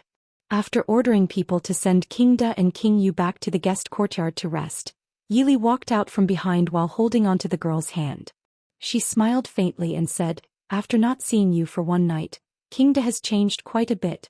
Emo Shuyao stood up to support her. He waved his hand to dismiss the girl and said, To be able to return safely from the hands of the previous emperor for so many years, King Da is also an old fox who has cultivated to become a spirit. It's just that he's been a little too complacent these past few years. He thinks that just because Emo Jingqi calls him imperial uncle, he really respects him like an uncle. She didn't know that Emo Jingqi hated those old officials and elders who suppressed him the most. He didn't need to be instigated. As long as there was a chance, Emo Jingqi wanted to kill them. Now that he has taken out his righteous words to persuade even if I don't give him face, I still have to let them safely return to the Chu capital. Slowly sitting down, Yili recalled the performance of the two princes just now. If it was said that he was a lobbyist for Emo Jingqi, he would lack some persuasiveness. He only said what Emo Jingqi meant and then gave Emo Shuyao a few sentences. It was obvious that neither of them wanted to really anger Emo Shuyao. Yili smiled faintly and said, You originally planned to let them go back? Emo Shuyao nodded slightly, sat down beside him and said, Although these two people can't do much, if they just want to find trouble for Emo Jingqi, it's enough. I don't want to pay attention to them for the next few months. Lowering his head to look at Yi Li's round belly, he raised his hand and gently stroked it. Coincidentally, the baby in her belly kicked. Emo Shuyao raised his brows. Seeing Yi Li frown slightly, he said, This kid really doesn't know his place. He must be properly trained after he is born. Yili didn't know whether to laugh or cry. She didn't know if it was her imagination, but as long as Emo Xiuyao was by her side, especially when she touched him, the child in her stomach would become especially lively. He said helplessly, "What can a fetus know? Prince is becoming more and more childish." Emo Xiuyao raised his sword-like eyebrows. He made up his mind that when the child was born he would definitely teach him a good lesson. A few days later, King Da and King Yu bid farewell to Emo Xiuyao and prepared to return to the capital. However, Suja was seriously ill. When King Yu personally went to take a look, Suja was already skinny to the point of skin and bones and had fallen into a coma. That appearance could not be faked no matter what. Not to mention returning to the capital, even if he did not take good care of himself, he would still be able to die from a cold. However, the two kings knew that the northwest was not a place they could stay for long. He could only bid farewell to Emo Xiuyao and return to the capital to report to the emperor. When Suja was better, he would send someone to bring him back to the capital. Emo Xiuyao naturally wouldn't keep them. The two of them and Emo Jian didn't pursue the matter of why there were less than half of the guards left with Emo Jian and Emo Jian. They set off on the same day.